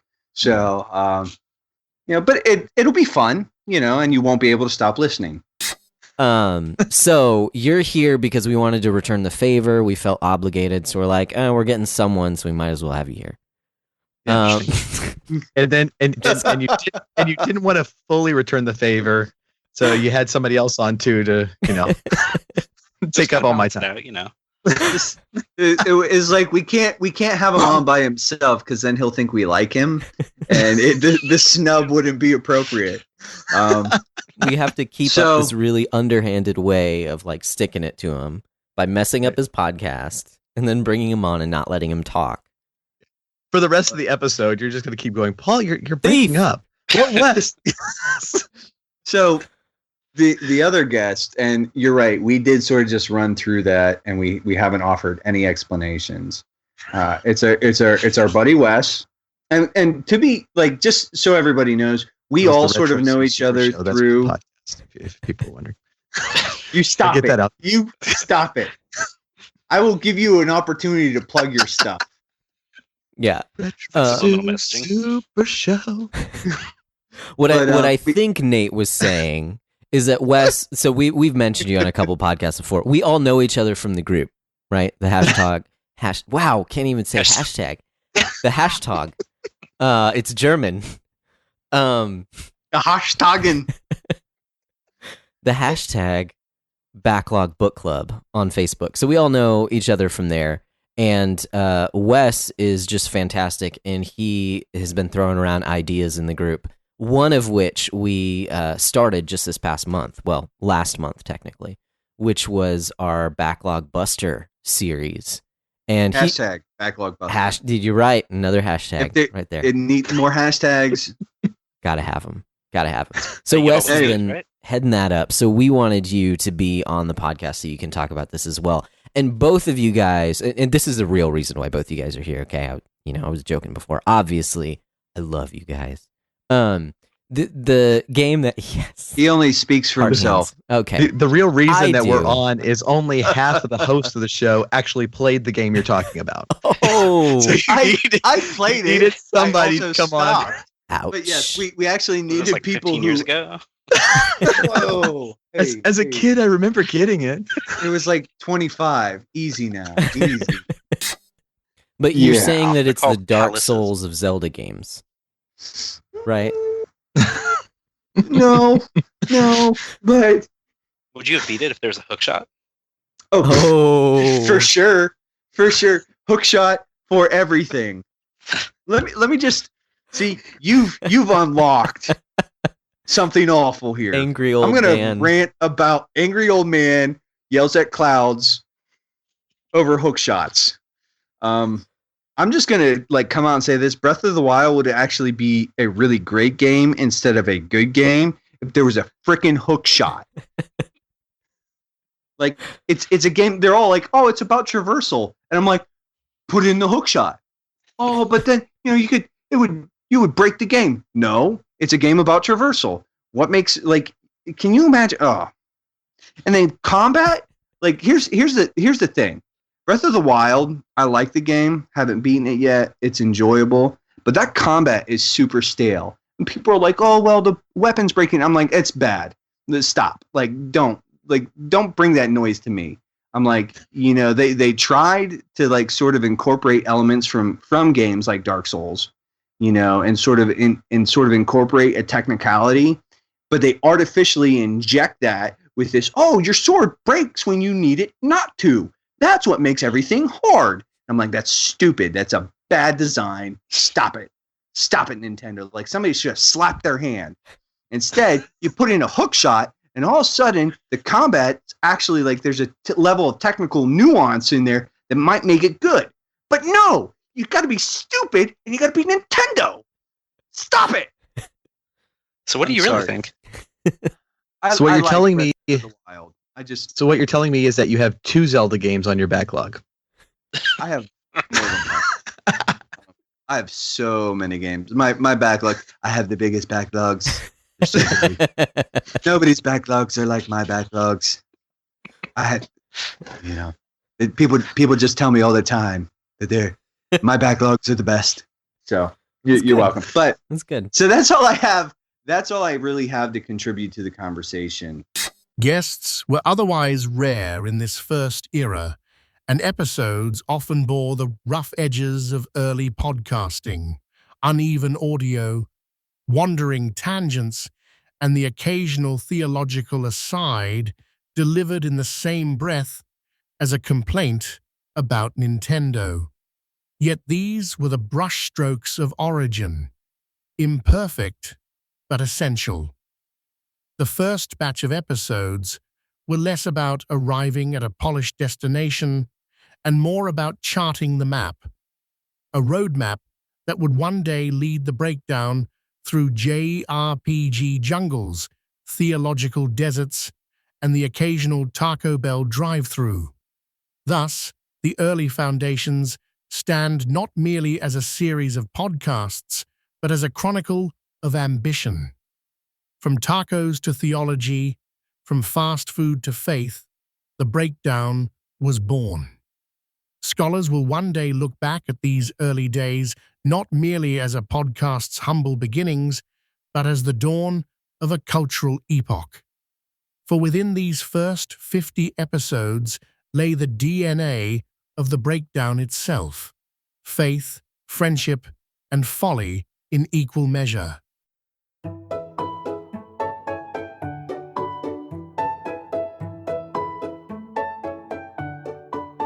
Era 2, Depth and Development. As the breakdown journeyed into its second era, a transformation began to take hold. The light-hearted chaos of its early years gave way to something deeper. Not a loss of humor, but a gain of perspective. Nate and Josh had found their rhythm, and with it came a new willingness to ask more difficult questions, to tackle more ambitious topics, and to invite more voices into the conversation. This era's story begins with episode 61. How shall we then play horror games?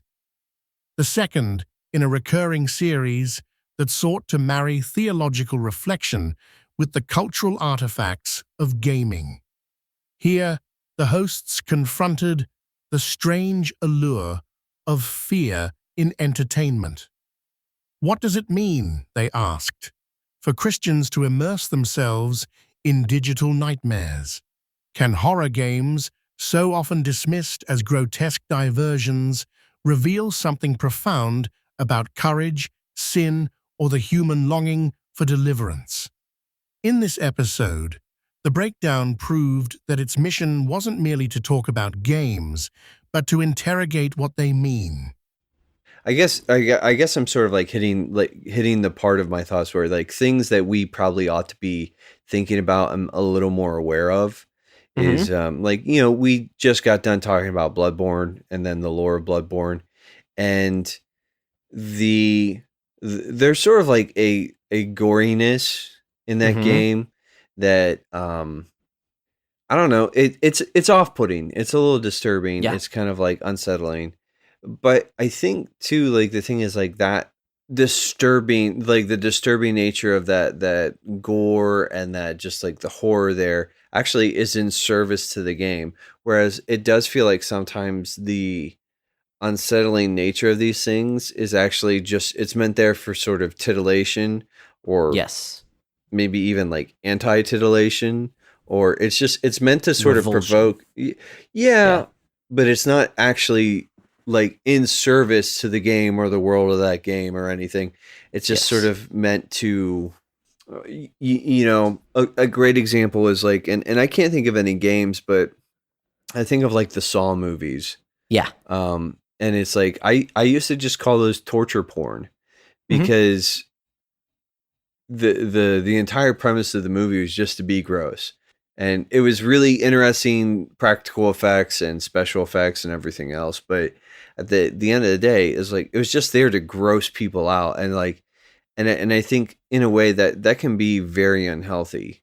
And it's the movie form of shock rock, right? Yeah. You know, you say things just to get people to you know, revile at what you're doing. Yeah, it's funny. Were you looking at my notes? Because that was like one of the last little bullet points that I had was the fact that sometimes what is put forth as scary is really just gory and torture, and I think it's exploitative. Yeah, is what it is. That's actually a really good word for it.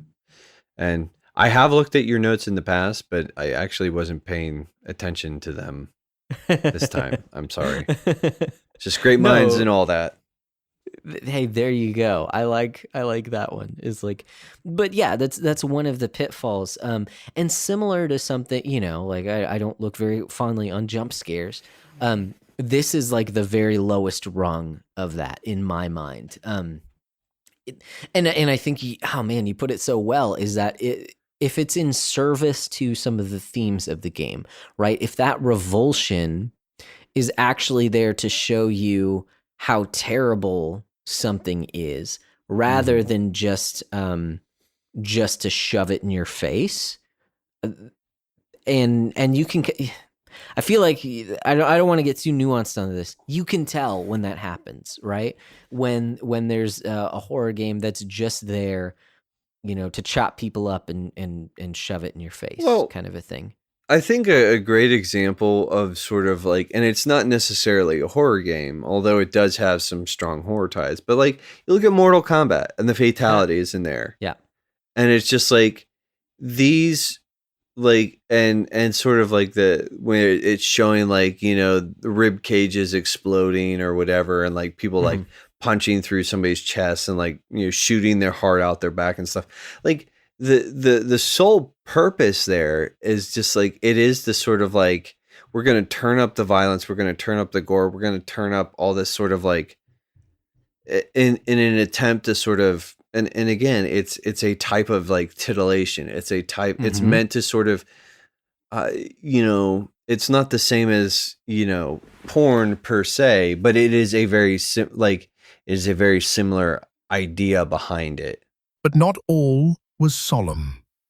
The same curiosity that led them into the psychology of fear soon led them into collaboration. The Pwnecast special, Ready Player 2, a steady decline, reunited Nate and Josh with their longtime friends Wes and Paul, the very guests who had appeared in Episode 8, Backlog Breakdown, no Densetsu. What began as a reunion became something far more consequential, the first recorded manifestation of the Playwell network. It was a meeting of minds, an echo of shared history, and a declaration that thoughtful gaming conversation could extend beyond a single show. The chemistry between the four was undeniable, their camaraderie natural, their humor effortless. In retrospect, this special stands as both a sequel and a prophecy, the moment when the idea of a broader creative network began to take tangible form. And I think that's a pretty good starting off point. And now Wes did write us some notes, so I don't want to totally discard. These are beautiful, man. I don't want to discard his notes, but I do want to just sort of like let's talk. Let's just start with the beginning. Wade Watts is arguably the most abominable character ever written. Like zero self, and here's the thing. Like, I think it's not unfair to say that Ernest Cline basically writes himself, and everybody he writes is just sort of him in a slightly different lens. Another version but like of him. Wade Watts is the least, is like, I think the truest picture of who Ernest Cline really is, because he's completely self-aware, or completely lacks any self-awareness, and is just basically a freaking sociopath that, I don't know. It's just like somehow, like, dude, what is it? Mary suing, or is it Pollyanna? Which one's the trope that it, no, like, where everything just sort of magically works for him? But he writes a freaking psychopath. Like, so the book opens up, and with him being separated from Artie, Samantha, whatever her name is, Artemis, and it's like they hung out in real life for a week, did a lot of banging. But then he's completely obsessed with her. It's like, you don't even know this woman. Like, they literally met so the day they started dating. I mean, but she was so interested in the same things that he was interested in, which was literally someone else's life and interests. So they were just united by their obsession of another person and the things that person liked. I just want to say before the second book, Wade was one of the biggest issues that I had with the first book as well. Because similar to what you had said, well, we don't have to get into all my thoughts on the first book, but I do distinctly remember the issue that I had with the first book the first time that I read it, when I was like, oh, this isn't that bad, were the characters specifically. Because Wade is introduced in the first book by his just absolute, like, his hatred for life, for God and everything like that. That's how he's introduced as a character. And then gradually, he has his own adventures or whatever, but he left a bad taste in my mouth. Like, he immediately was this unlikable character, and he didn't really get any better throughout that book. So already I didn't really like him. And the characters, by and large, are poorly written in general. So even going into this one, after he's gotten everything that he's wanted, right? I mean, it's basically like Willy Wonka at the end of the first book. Oh, yeah, okay, you get the keys to the kingdom, kid. And excuse me, it's Willy Wonka meets the Matrix, yes, according to the little blurb on the cover of Ready Player One. Oh my goodness. Meets the Matrix, of course. Don't forget that part. Yeah. Oh, here we go. No, dude, it's Sword Art Online. Yeah. But look, my goodness! Oh my gosh! So, like, we're gonna get it. See, like, here's the problem: before we go on, I just need to point out, and we don't need to point this out every single time, but I'm watching the video, and obviously the audience can't see the video, but I'm seeing so much simultaneous face palming discussing this book.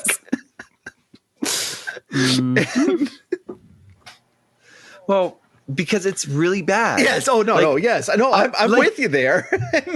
if you are in, and like, if somehow we have mistitled this, so that, like, all four of us are in agreement that this is a really bad book, and if you like it, it's probably a reflection on you in the worst possible way. Well, okay, I would say. Oh, wait! I thought this was a gathering of the Ernest Cline fan club. I'm clearly on the wrong Discord call, right? We earnestly enjoyed this book. Ernest P. Worrell fan club. That's what I was looking for. Yeah, what is it? On Being Earnest.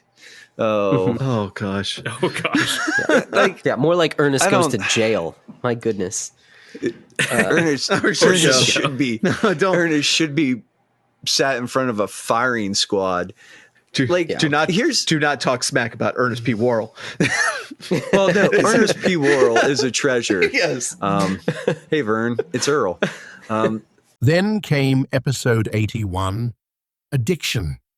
In tone and substance, it marked one of the breakdown's most mature discussions to date. Here, Nate and Josh grappled not with consoles or controllers, but with the nature of compulsion itself. Their conversation reached beyond gaming, touching on the deeper patterns that ensnare the human heart, the longing for escape, the false comfort of repetition, the way habits can quietly become chains. It was a sobering episode, one that showed the Breakdown's heart for not just games, but souls. Let's talk about addiction, Josh. Mm-hmm. Yes. So why are we talking about addiction today? Like, what does that have to do? This is a podcast about video games, about stewardship, about how we are to use the medium in some of the best ways that we can. And so on the one hand, I mean, if you are engaged in any kind of the gamer, I don't know, culture at large, you're inevitably going to stumble across an article or two, especially if you're a Christian, talking about the video game addiction. Yes. Yeah. And how, it's this big problem and you shouldn't spend your time on, like, you shouldn't waste it. It's such an addicting thing. And I think we really ought to have a balanced perspective as much as we can, because on the one hand, I understand why one would caution against engaging in something that has the possibility of addiction. And we'll talk about that more, like what that actually means. On the other hand, I think it is often blown out of proportion. I think majorly blown out of proportion, because I see it as entertainment, as a form, as a hobby, as a form of recreation. Okay. And any form of recreation, I think, can be addicting in somewhat similar ways as well. So would you say the same thing about another form of recreation? So starting out, I do want to say that we ought to have a balance when we come to this. We shouldn't automatically be put on the defensive of like, oh, great, like, we're just going to be talking about how, video games addict you, and, another one of these like fear mongering kind of, articles that you see. I think there is a healthy way to sort of like interact with this stuff, right? Mm-hmm. And then like the problem is in sort of becoming imbalanced in one side or the other, where it's like, just like in talking about recreation and developing a theology of recreation and vocation and all of those other things, and sort of talking about and exploring these ideas. It's interesting that we were talking about John Piper earlier, and he uses the term Christian hedonism. And frankly, I sort of reject his sort of appropriation of that, because a lot of what he sort of advocates for is actually sort of more of an asceticism, where it's sort of like, deny the physical, deny, it's, and I think in some ways a justified reaction to sort of the excesses of our age. Yeah. The actual hedonism of sort of right. Yeah. And I get what he's getting at. I think but the whole term Christian hedonism is kind of like, I'm not super big on that. I get what he's going for, and he's not wrong in sort of advocating for the idea that love for God and our love of Christ ought to be the single most defining joy in our lives, right? The following year, the first book club arrived. Episode 86, Book Club Control, was a turning point. The moment when the podcast's long-form DNA revealed its full potential. The hosts were joined by guests, blending analysis and conversation in a format that was equal parts literary roundtable and gamer symposium. Control, with its surreal world, shifting architecture, and enigmatic story, became the perfect subject for this new venture. The episode demonstrated that games could sustain deep, sustained study, and that the Breakdown was now equipped to lead that discussion. you know, and before I guess we get into this, at some point in time, you know, when we do start to sort of wrap up the conversation, you guys are all sort of familiar with our top 100 list. And I guess since we have you all on here, and I'm not saying that we're going to make a decision right away, but I mean, if this goes on the top 100 list, where do you guys like just, and I guess we don't have the list in front of us, but where do you think it would go? Like top 50, bottom 50? Or would you put it on there at all? That's a really hard question, and I'm just thinking about my 6-year-old asked me the other day, "Daddy, what's your favorite game?" I'm like, "Dude, I've been playing games for like 30 some odd years. Like, I got a lot of games. I have no idea. Like, I'll get back to you with that. You think I thought about it since?" I feel like it. I don't know. It kind of, speaking of like 30 odd years, like playing games, I think time will tell, right? Like, how does this game hold up? Maybe even as Remedy releases more games like this, maybe they'll do it better. You know, we'll look back at Control and be like, man, some of the stuff they did with storytelling was a little frustrating and stilted, and they could have done better, and they did better in Control too. So, I mean, for me, it's probably bottom 50, if not even on the list yet. But I don't have the list in front of me. But I could agree with that. I could agree with that. Just like, you know, thinking about it on a whim. It's a really good point, Josh, about kind of time and letting it sort of sit there for a while and having more context. You know, and sort of the conversation, Josh, you and Nate had initially when you first created the list is like, well, what criteria are you using for the top 100? Is it impact upon release at the time? Or is it how well it holds up over time? You know, where are you putting the weight? That kind of thing. So, which is something that we still, I mean, struggle with, like, sort of balancing. I can see going back and forth and how, you know, time. He's trying to tell me that Punch Out doesn't belong where it is.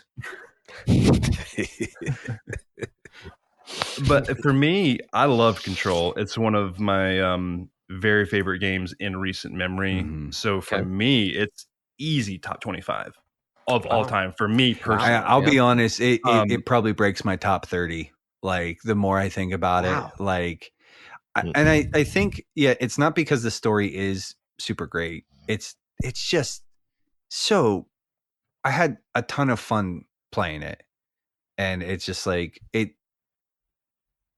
mean, like Doom 2016 was the same way. Like, the story in Doom 2016 is dumb. Like, who cares? I just want to like chainsaw and shoot zombies.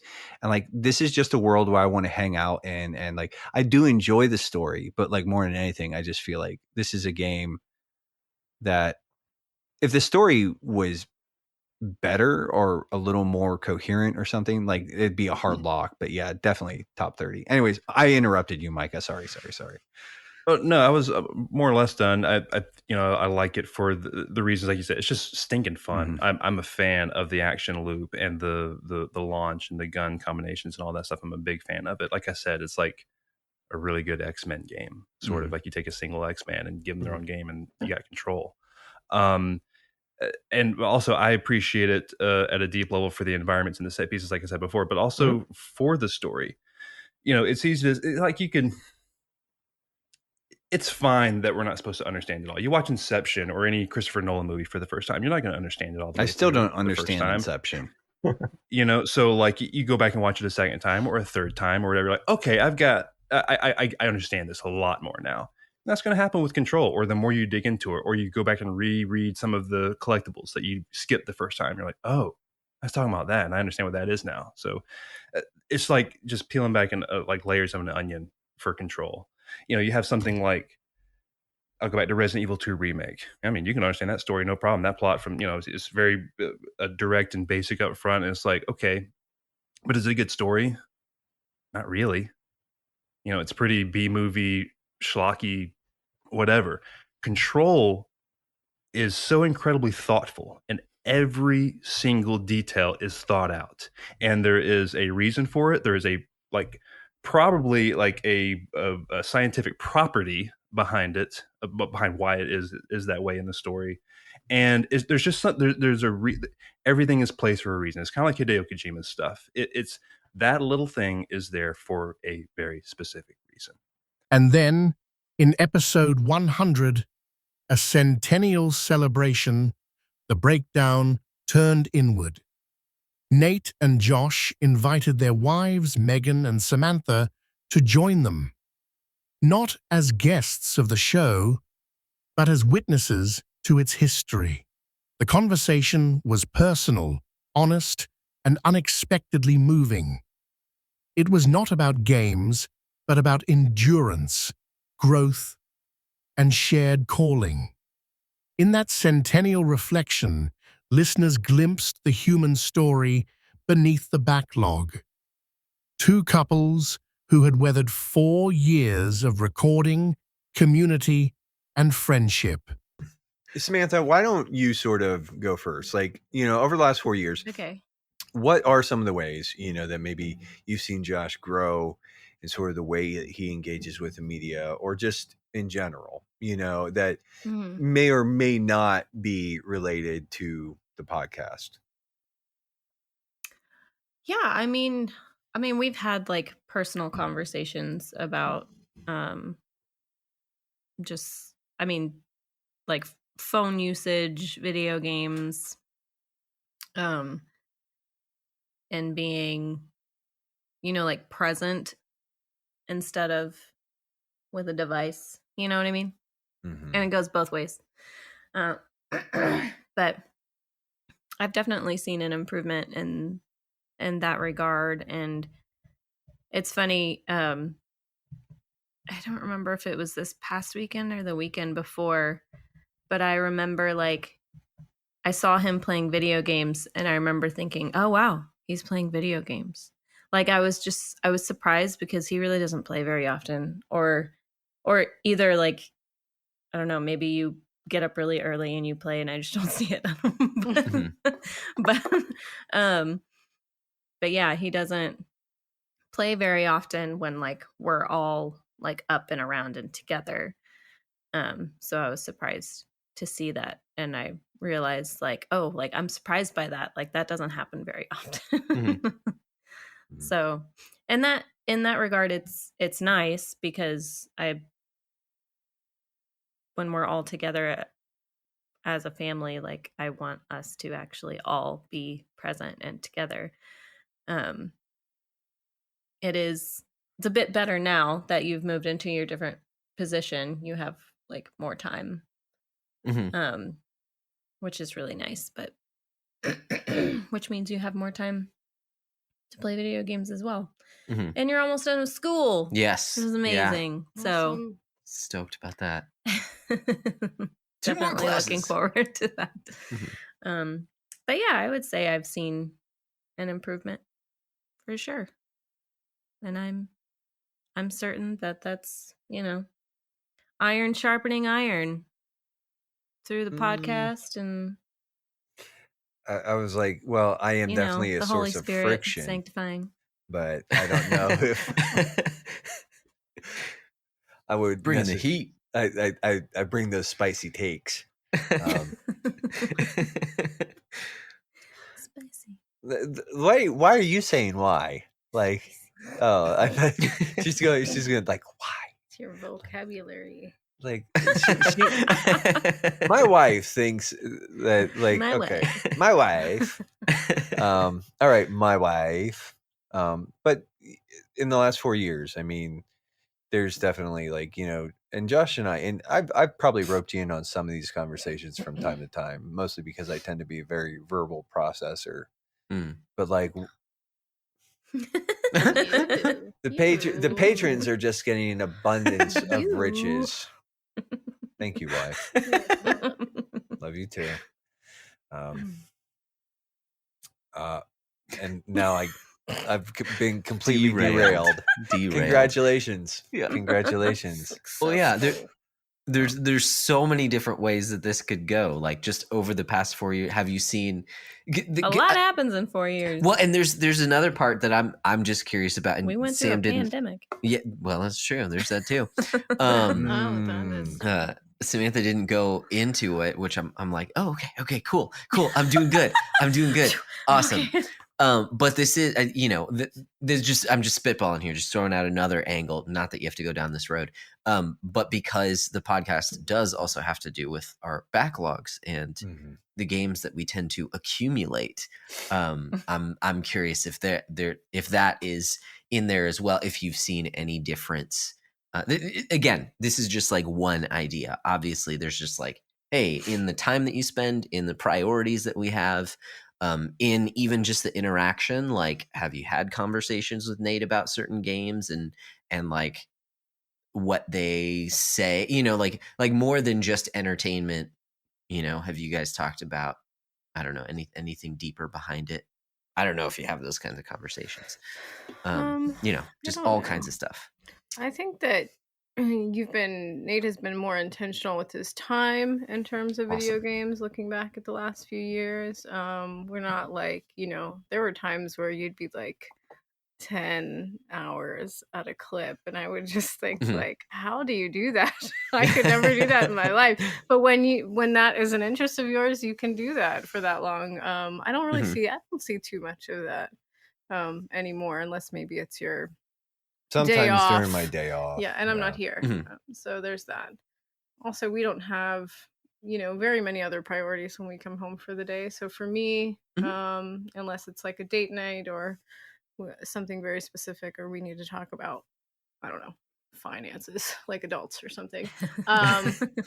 For me, like, before, he was spending quite a lot of time, and I noticed more of an intentional time on playing the video games and not just drowning out all of this time. And then actually, when he would do that, I would kind of get upset because I'm like, hey, here I am. So totally much more intentional, much more like, and in that, freeing up more time to help me in terms of the house. And now that I'm working outside of the house, I need that help.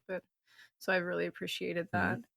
We have been able to find games that we can play together. I think last time we were on, we were talking about Overcooked. Oh yeah, nope, that's a marriage killer for us.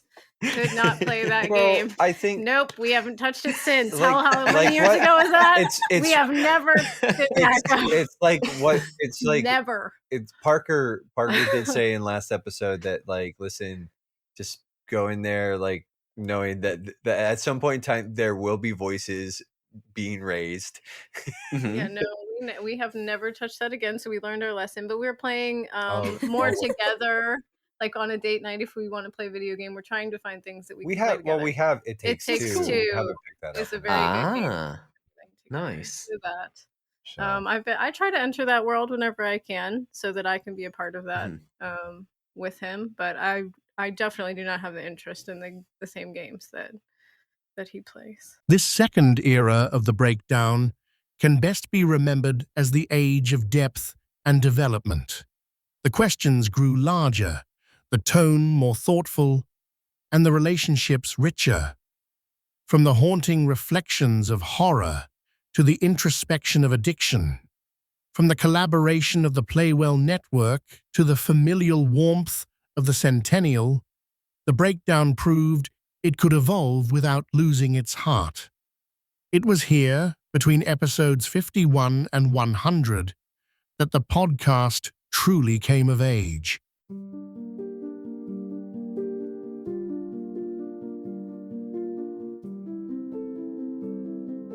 Era 3, the age of expansion. As the breakdown crossed the threshold of 100 episodes, a clear shift began to take place. The podcast stepped into a season shaped by broader conversations, increased ambition, and a willingness to confront both foundational ideas and foundational games. What had once been a show centered on personal progress through the backlog was now expanding outward, engaging with industry voices, philosophical questions, the great canon of gaming history, and even the stories of its own community. It was a time marked by both outward reach and inward reflection, and the episodes of this era show a podcast stretching confidently into its maturity. Episode 102, Colin, marked a landmark moment in the show's development. Nate and Josh welcomed Colin Moriarty, host of Sacred Symbols, founder of Last Stand Media, and co-owner of Lily Mo Games, as their guest. The conversation explored Colin's work and perspectives, positioning him not simply as an interviewee, but as a peer in the wider world of thoughtful gaming commentary. Bringing on such a significant industry creator demonstrated that the breakdown had grown far beyond its early days of introspective backlog talk. This episode represented the show's emergence into broader discourse. It signaled that Nate and Josh were now part of a larger conversation about gaming culture, creativity, and critique. The tone of the discussion was confident, curious, and respectful, reflecting a mutual recognition that thoughtful long-form engagement still had a place in the modern gaming landscape. For listeners, episode 102 established the breakdown as a podcast capable of hosting substantive, meaningful exchanges with industry leaders, a major step forward in the show's evolution. So I live in Johnstown, Pennsylvania, which is about an hour outside of Butler. So I'm a Western Pennsylvania guy as well.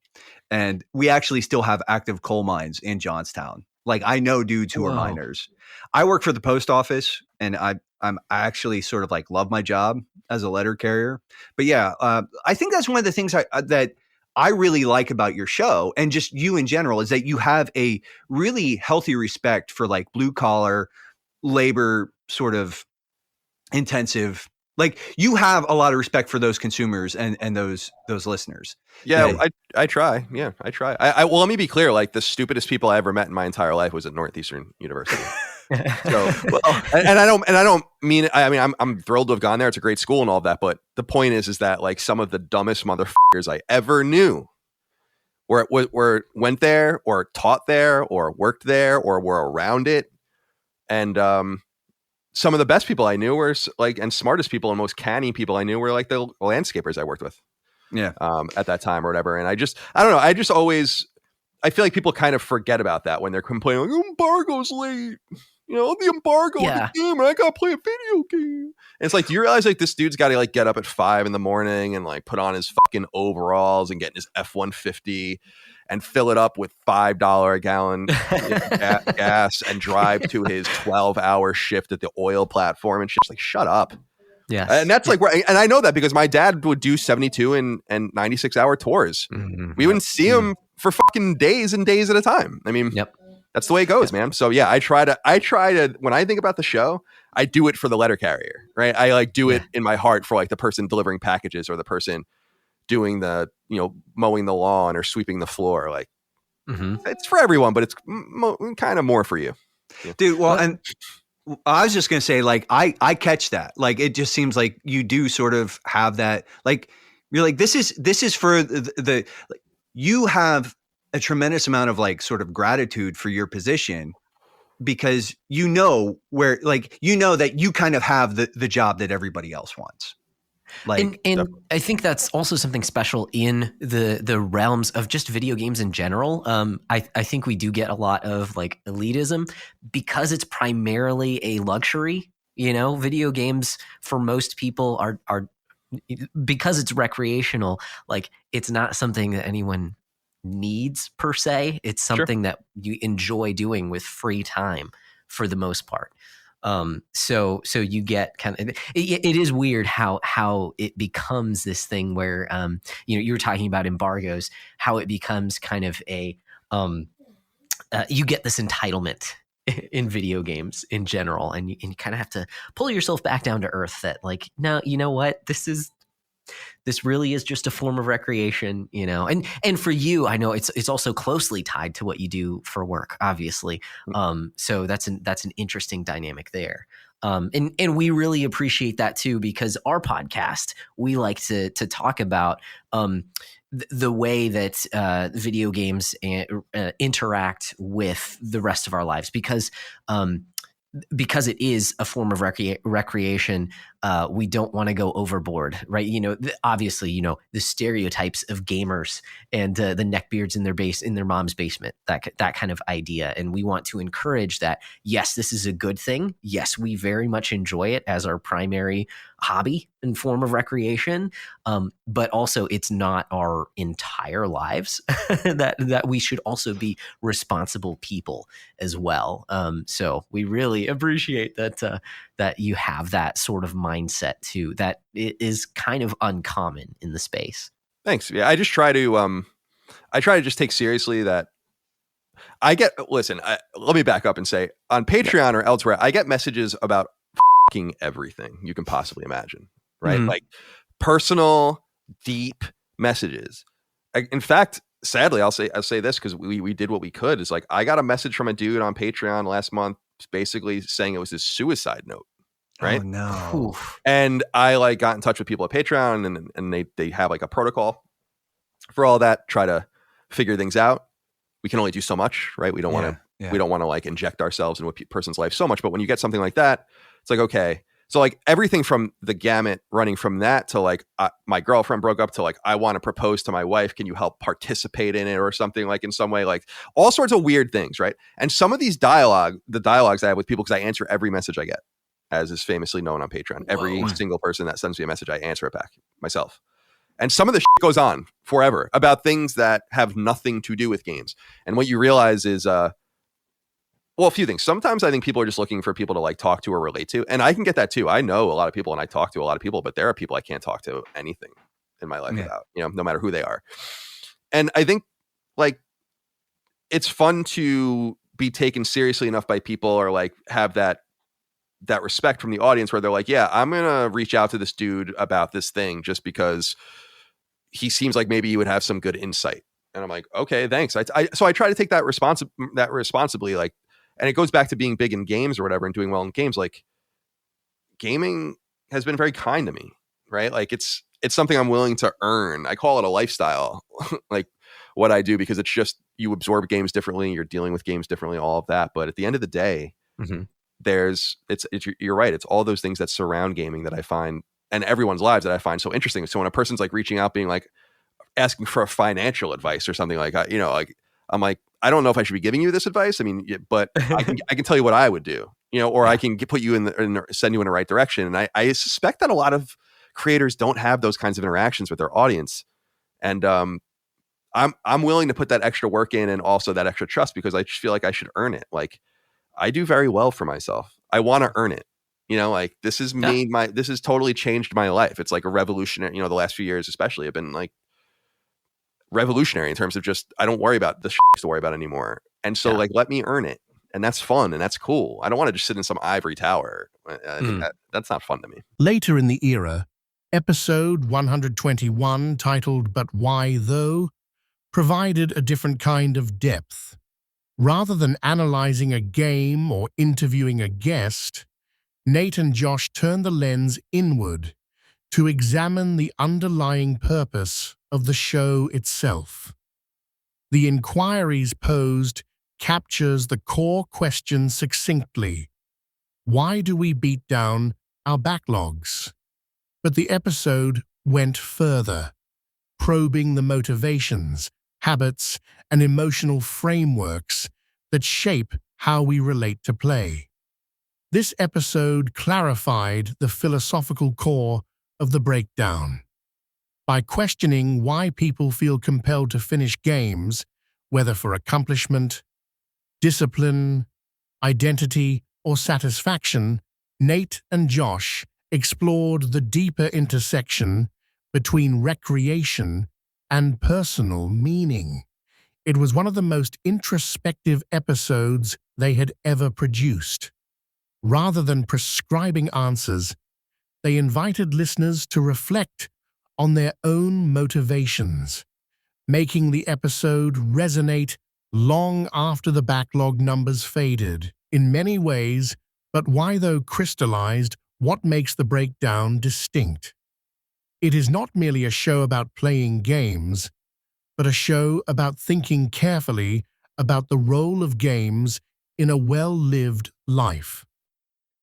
Sort of, and what it's eventually sort of worked its way into is that this is a way for us to maybe hopefully nudge people into sort of engaging the hobby in a more meaningful way, to not sort of just buy into the mindless consumerism of the hype train and all of the circus and all of the spectacle that so much of like games enthusiasm has devolved into.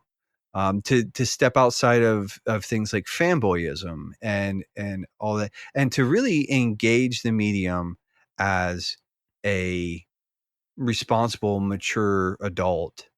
And you do that, and I think the way that you do that is by sort of taking stock of sort of, and again, sort of, it's we're constantly like sort of like we're adding to the pile all the time, but like we're also just trying to sort of take steps at sort of being a little more measured, being a little wiser, being a little more intentional about it. Like, and so that's why I think focusing on something like backlogs is important, because especially within video game fandom, they're pretty present. Like almost every gaming community I'm a part of on Facebook or different social media platforms or whatever, like you always hear people talking about their backlog. Now, some people, they're like, I don't believe in backlogs, or like, some haters out there say that backlogs are burdensome. I don't know who said that, Logan Sharp. Hurt my, might have, whoever said that might have hurt my feelings, made me feel bad. I'm just, I don't know what I'm doing. I'm bloviating. That's what I'm doing. But, but I think like part of it, and sort of even looking at something like the beatdown, which is that sort of metagame that we run all year, the entire point of that is to get you to, and at some point in time, here, maybe tonight we'll do a little bit of a recap on it more, but it's basically a tool that is meant to help you sort of measure the two things that we are primarily concerned with, like playing what you already own, dealing with the things that you already own, and not adding to that pile mindlessly. Yeah. Like it's not about not buying games. It's about being a little more intentional with the way that you buy. Like, yeah. Josh, did I miss anything? No, well, I mean, I think there's certainly more to add, but I love the way that you have explained it, because I agree. Like the kind of the start of the podcast, even our name, where it comes from, the Backlog Breakdown, is this idea of just being burdened by a backlog, right? Or having this backlog and carries with it a little bit of shame. But as the podcast has gone on, and as we've kind of delved into some of these issues, it's not even necessarily about the backlog. It's what the backlog says about us. And that sounds really like foo-foo. Sorry about that. But I think the issues, like you talked about, of stewardship, of being intentional about even our hobbies as well, because then we can talk about the games that we really enjoy. We can talk about games as a medium and what it says, what certain games are trying to say to us, whether or not, not that there's any problem with just a purely arcadey experience. Okay, that has its place as well. But then what place to do other, video games can do very many different things. They can just be pure entertainment, but they can also like present a message, right? You talked about storytelling in some modern games as well. I think storytelling has only gotten better. Now, that said, I think some of my favorite stories are older games as well. So it's all there in the mix. But taking a look at these games and being more intentional about what we're putting our time into, what we're putting our money into as well. But I would say even as I get older, time is an even more important metric than just dollars and cents. This era also saw the breakdown take on two of the most celebrated titles in gaming history. during what became affectionately known as Metroidvania Madness. Episode 128 centered on Super Metroid, described as an SNES classic worthy of continued analysis. Episode 129 followed with Castlevania, Symphony of the Night, asking timeless questions such as whether it still holds up, whether it surpasses Super Metroid, and why the genre has not been renamed Castleroids. These episodes reflected the breakdown's growing confidence in tackling gaming's revered canon. To analyze such untouchable classics required both reverence and boldness, and Nate and Josh approached each game with honesty, curiosity, and a willingness to interrogate long-held assumptions. The result was not simply a nostalgic revisiting of beloved titles, but a demonstration of how classic games can be meaningfully critiqued decades after their release. These two episodes functioned as a paired examination of design philosophy, legacy, and the evolution of the Metroidvania genre. They confirmed that the breakdown could not only evaluate new releases, but also contribute thoughtfully to the ongoing conversation about gaming history itself. Overall, I just, sort of in comparing the two, Symphony of the Night has better traversal and frankly, I think a better kit as far as like combat goes. Just like, oh, for sure. And while I can kind of give the nod to Super Metroid, I'm just like, dude, it's like I did not. Yeah, and that was frustrating for me because I love Zero Mission. I loved Fusion. Like what I've played of Dread, I've really enjoyed. I like the 2D Metroids. Like, and so it's like I came at Super Metroid. I was like, I'm so pumped to finally like just play this, sit down, and then like you get into it, and it's like I am not having half as much fun as I anticipated. And gotcha. That was tough. That was really kind of like the hard part. Like and overall, Symphony of the Night is a much more enjoyable experience. The one thing is that Super Metroid's music and sound design is more consistent. Okay. And again, this is like sort of, it's a few weeks old at this point in time, so it's not as fresh in my mind. Like, but yeah, I think it's like I can see why they sort of exist in the same space. Just to me, it's like the Symphony of the Night is like way better than Super Metroid, hands down.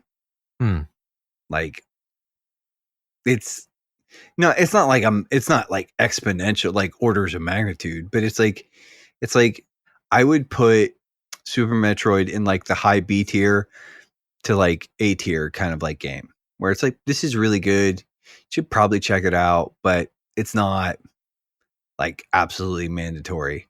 Where like Symphony of the Night sort of is like, it's an S tier game to me where I'm like, play it. Like, yeah. And I didn't vibe with Super Metroid the same way. That's all personal.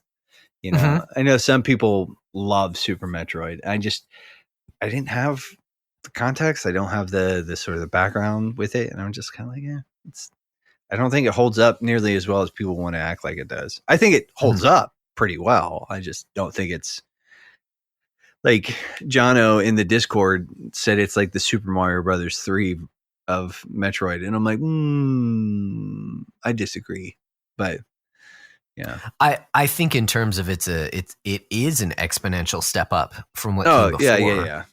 Yes. Right. But I love Super Mario Brothers 3. I did not love Super Metroid. Yeah, that's fair. That's fair. I understand that. And I agree, like playing Symphony of the Night, you do get a much more there's so much more you can do with Alucard and he feels more nimble. Where it's hard to describe. Okay, so Samus doesn't feel stiff. It's that her attacks are very limited, really, and even just, I don't know, the button placement and changing weapons or something. And of course, I was playing on Switch, so maybe that's my fault there. There's something that makes you feel like you have to stop and start a lot. Yeah, the aiming is not tight. Yeah. So whereas Alucard, like, of course you pick your different weapons and you're limited based within the weapons that you pick, but you have so many different options, and of course familiars and spells and all these different things going on that you have a lot more options to tackle things, and he feels more nimble and not as limited in scope. So what I will say here, though, is that there's about 3 years of difference between the two. Right. Mm-hmm. So maybe, maybe some of that is just like because, and I had to look that up just to sort of double check, but like, Super Metroid came out in 94. Castlevania came out in 97. So it's like, there's a lot of time to sort of improve and reiterate. And so it's kind of like, maybe it's like Castlevania or Super Metroid had to walk so that Symphony of the Night could run. Maybe is like, I wonder how, like, cause none of these things exist in vacuums. You know what I'm saying? Like, right. So, it's, and again, this is all speculative. I just, like I said, I just come back to it, and it's like, if you have nothing else really pressing, play both. If you have to pick one, play Symphony of the Night. Yeah. And if you have to play, like, you're like, what's the best Metroid game for me to start? It's Fusion. Every time. Like, it's not Fusion, it's Zero Mission. It's going to be Zero Mission every time for me. Like, play Zero Mission. Okay. If you like Zero Mission, if you enjoy Zero Mission, and you're interested in seeing, like, sort of like everything that led up to that, go back, and check out some of the other stuff. If the Metroidvania episodes revealed the breakdown's capacity to engage with canon, the Final Fantasy book clubs showed its ability to host large-scale, multi-voice discussions. Episode 141 explored the 2D era of Final Fantasy, while Episode 144 covered the 3D era. These episodes brought together more guests than any prior Breakdown book club, transforming the feed into a lively roundtable of perspectives. The ambitious scope of these discussions revealed how far the book club format had evolved. No longer simple deep dives conducted by the hosts alone, these episodes became symposiums, miniature conferences celebrating the series' artistic, mechanical, and cultural legacy.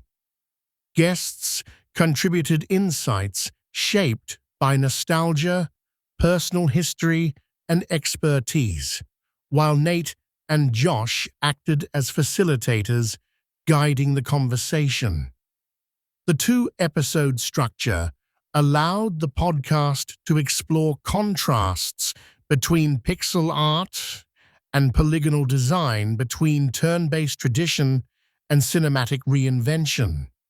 These book clubs stand as some of the most comprehensive analyses the Breakdown has ever produced, encapsulating the richness of community participation and the host's growing skill in orchestrating multi-voice discussion.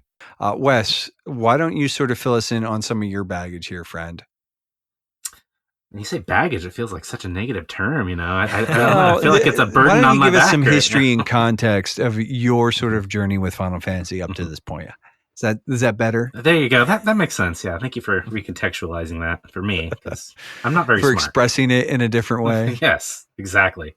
My glands were they were much in pain from that. Ugh. But anyway, so my experience with Final Fantasy initially came through Super Mario RPG, because that was one of like the secret bosses, was this like Final Fantasy style boss. And that was like the first time I'd heard about it. But I never actually played any Final Fantasies until 2001, I think, with Final Fantasy X. Like the local video game store had both Final Fantasy X and Final Fantasy VIII, and I was like, okay, I'll try these out. I like Mario RPG; it's got to be similar, right? Yeah, okay. So I played through 10 that way, a decent amount of 8, except that it was impossible to understand for like my 12-year-old brain, so I skipped that completely.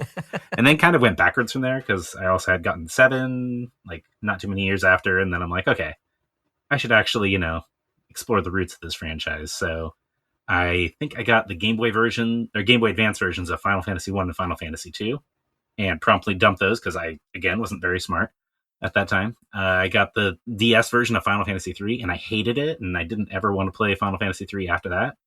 But yeah, and then I got Final Fantasy 4 that way and everything. But I honestly hadn't really completed like any of these pixel games because, again, I'm not a smart man for like so many years. And it wasn't really until the pixel remasters came out that I was actually like, oh, okay, this dumbed it down enough for me. So now I can actually finish it. And so I went through and did 1 and 2 that way, which is great. And I'm currently working on 3, and I've also started up 5 in the same way. And then I did eventually finish 4 and 6, 4 through the DS version, which is much better than 3. And then 6 I completed, I think, on my Super Nintendo Classic. So that was my basic, flyover for Final Fantasy. Mm-hmm. But Kingdom Hearts is my favorite Final Fantasy game. Ah, there you go. Mm-hmm. Disgusting. We're going to be talking about that next episode, right? Negative Ghost Rider. All right. So moving on, Jake, what do you got for us? So for those of you who don't know, my original moniker in the Discord was RPG Lover 3000. That was referring to action RPGs such as Dark Souls or Legend of Zelda, and not turn-based combat RPGs. I have only finished 3 RPGs, even though I own much more than 3. I have finished Pokemon White version 2, Undertale, and now Final Fantasy 1. I bought Final Fantasy 1 with my PlayStation 1, the white PS1 model. Then I bought the Origin collection for it because I wanted to avoid all the glitches. Yeah, I didn't want to run into all that. I like to be able to complete my games if I want to. So, yeah. Yeah. Yeah, that's it. I just decided to get into it, try it. If I wouldn't have done that if I didn't have this podcast, so thank you. So wait, are you saying you played Final Fantasy 1 through the collection on the PlayStation 1? Yeah. Oh my gosh. Dude, that's arguably the worst version to play. Yikes. Well, I did it because it has the no glitches. I was like the no game-breaking glitches anyway that I'm aware of, like the NES version. That is absolutely wild. But doesn't it take like 10 years to load a battle? No. The PS1 version actually has a memory save system where you can soft reboot it, and you can just go avoiding all the random encounters if you want to. That's how I beat those 2 dungeons in less than 2 days. 3 dungeons. There you actually. Go. 3 dungeons actually. Yeah. I abused the memory save system and system reboot file. So no glitches, but you'll definitely abuse the system as much as you can, is what you're telling me. Totally. Only when they work in your favor. I see. Exactly. Absolutely. Yeah, that's how I do it. You know what they say, you do have to go fast. What were you saying, Nate? With that version, you don't go fast. I just must go fast. Well, I mean, I beat 3 dungeons in less than 2 days. Is that not fast? I'm just saying, like, as a general rule, those ports are not great. The load times on them are absolutely atrocious. I thought they were fine. That's because you've never played it on a cart or otherwise emulated. I mean, otherwise I'm still just waiting to click on buttons anyway. Why bother? Yeah. That's one way of putting it. I would just like, wow. When I heard that and I had to do if I had something in my mouth, I would have had to do a bit of a spit take.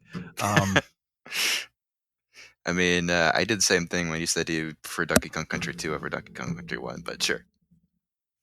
I don't have strong feelings about Donkey Kong Country, period. But if you're gonna like hold a gun to my head, I guess one's as good as the other. Choose a Donkey Kong game now. It's a very interesting scenario there. But Nate, how about you, man? What's your sort of background with the series as a general rule? Yeah. So as a kid, I didn't really care too much for a lot of the turn-based games. I'm like, why aren't they just slashing the snout out of each other? It's like, why are we taking turns? I don't understand. But I may have mentioned it earlier, but the Pizza Hut, right? They had these demo discs, and they had demos of like Tony Hawk's Pro Skater and Final Fantasy VIII, and I was familiar, obviously, with turn-based RPGs in the past. So like my brother played Mario RPG and things like that. And so I remember seeing Final Fantasy VIII, and that was the first real exposure to Final Fantasy, because for some reason we kind of just never got into them on the Super Nintendo. And I remember seeing that demo and thinking, man, this looks pretty cool. I still was kind of at a point where I was like, I don't really want to dip into it. But my older brother, he saw it. And he got sucked into it pretty good. He played through it entirely. I watched bits and pieces of it, so I got a little bit of an idea of it. And then whenever I was probably about 13, a friend of mine had the PC version of Final Fantasy VII, which, if I understand correctly, that's kind of a more rare version. And it was super hard to find Final Fantasy VII. Like, I used to look for it everywhere, because I was like, at that age, like I was early internet kind of thing, always looking, okay, what's the best video game out there? And it was always between Final Fantasy VII and Ocarina of Time. And I had already played Zelda, so I was like, well, I'll check this out. And so I was looking for it everywhere. I couldn't find it. My buddy had it on PC. And so we had this old computer that we didn't really like. It was just probably horrible to run anything on. And so like the cutscenes were, for some reason, when we first installed it, the cutscenes were all upside down. I don't even know how that happens, but I'm glad you brought that up, because I remember, like, I think my brother ended up buying Final Fantasy VII for PC. Yeah. And there were a lot of problems running it initially. Even with all the crazy, like, just weird glitches, like we ended up having some like upgrades to the computer and stuff like that. And I ended up getting it to work eventually. And man, I loved it. And it was so, up until that point, like I had this idea of what Final Fantasy was, which was like this kind of like, okay, you got your dark, broody, like main character who's just, it was late 90s, everything was edgy, right? So that was the idea I had of Final Fantasy. And then like 9 came out, and my brother played it, he loved it, and I was like, I don't get it. Why are we, you're going back to these like kiddie style, like, not kiddie probably is not the right word. I didn't ever play it, but I kind of saw glimpses of it, and you're playing as this, kid, and kind of in hindsight, as I'm going back to these pixel classics, playing Final Fantasy VI, like I'm getting an idea of what the tone of what, Final Fantasy is kind of known for. Not that it doesn't have to be that dark, brooding. Obviously there are dark moments. There are parts of the tone that, it's like, it's not as, it's not all bubbly or anything like that. So far, the story has gotten pretty gritty in some places, but it's not that distinct. Like, hey, I'm just this punk jerk, and I'm just everybody that talks to me, I'm angry. Yeah, I'm trashing on 7 and 8, I guess, a little bit, but I love those games.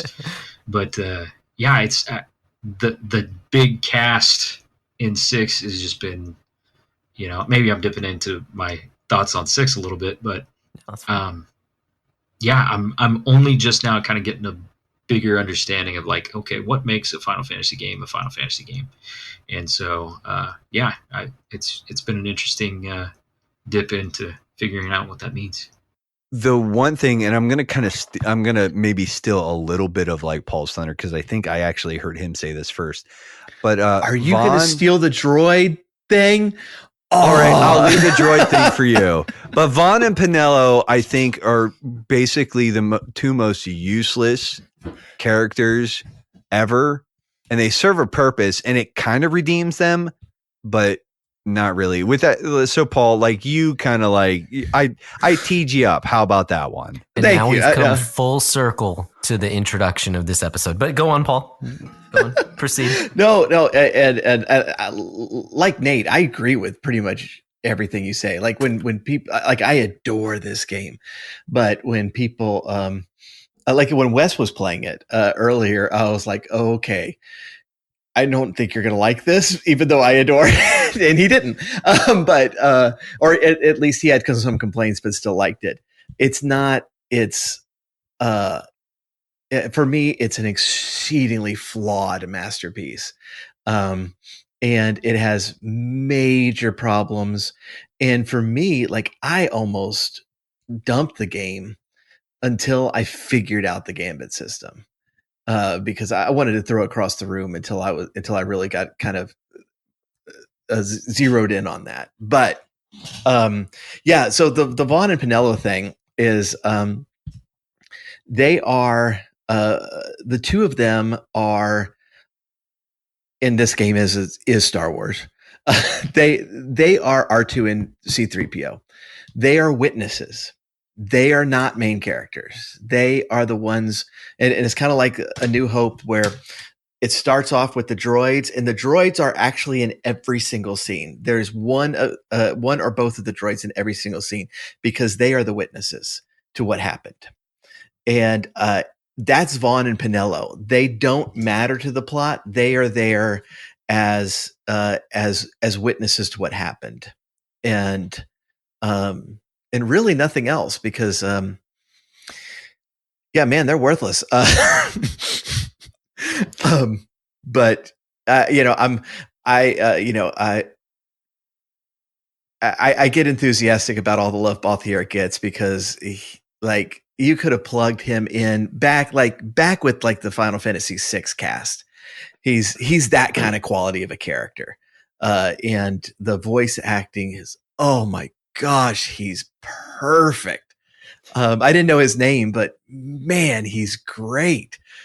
Yeah, he carries, he absolutely carries the game. I mean, he is the leading man. Yeah. Oh yeah. And he keeps telling you that. And, he says it multiple times during the show that he, this basically he's the star of this movie. And, I absolutely love him. It's really interesting what both of y'all were saying about there's no stakes in this, and like all of the danger in this game is political.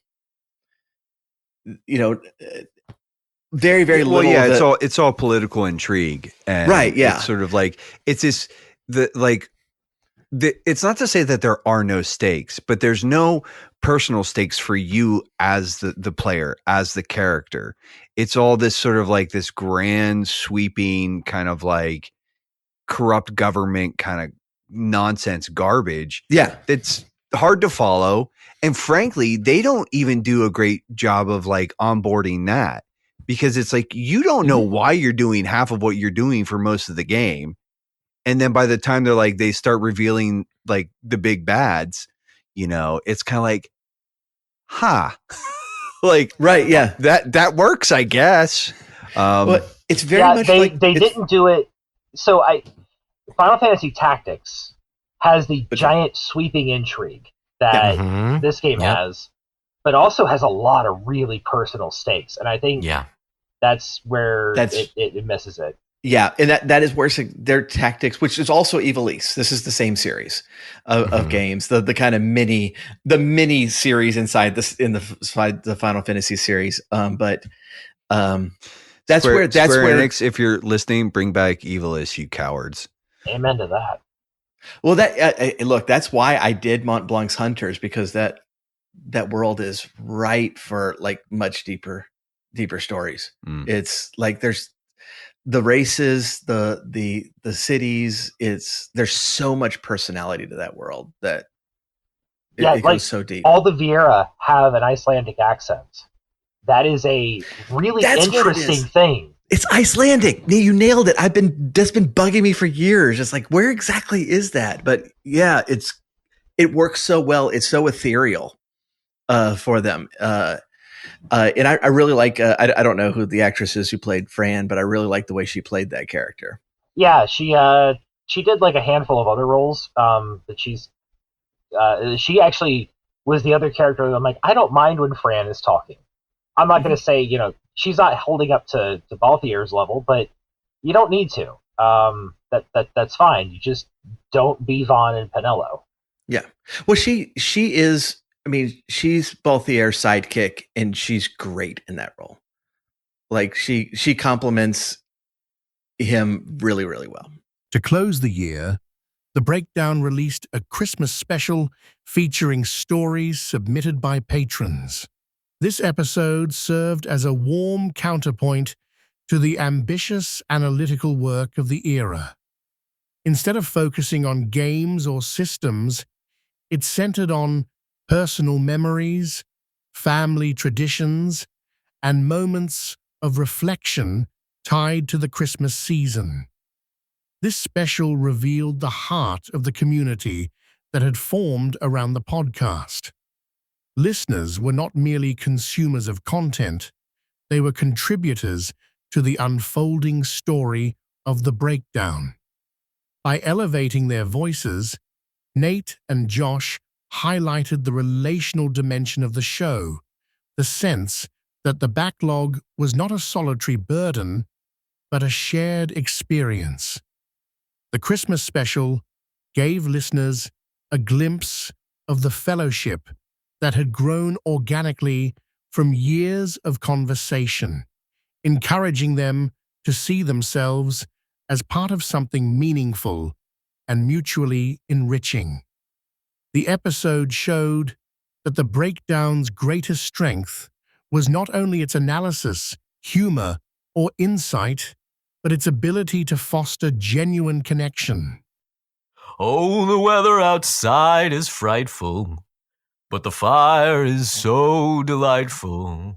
And since we've nowhere to go, play Halo, play Halo, play Halo. I hope that has filled you with Christmas cheer this evening as you treasure Christ in your hearts, as you enjoy time with friends and with family, and as you're able to warm yourself with the sweet sounds of the patrons of the Backlog Breakdown in your ear. And so to everyone, I wish you a very late, very merry Christmas and a happy New Year to you and to yours. He's making a list, he's checking it twice, he's finally gonna put some games on ice. The Backlog Breakdown's coming to town. Taken together, these episodes define the third era as a period of remarkable expansion. The Breakdown broadened its scope to include industry voices, introspective philosophy, canonical analysis, collaborative symposiums, and community storytelling. Nate and Josh refined their strengths and discovered new ones, stepping confidently into larger conversations while deepening the relationships that made the show unique. The age of expansion was not simply a widening of topics, it was a widening of purpose, transforming the podcast into a richer, more multifaceted reflection on games, players, and the stories that bind them together.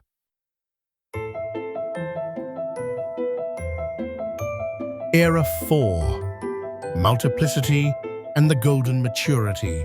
When The Breakdown entered its 150s, everything changed.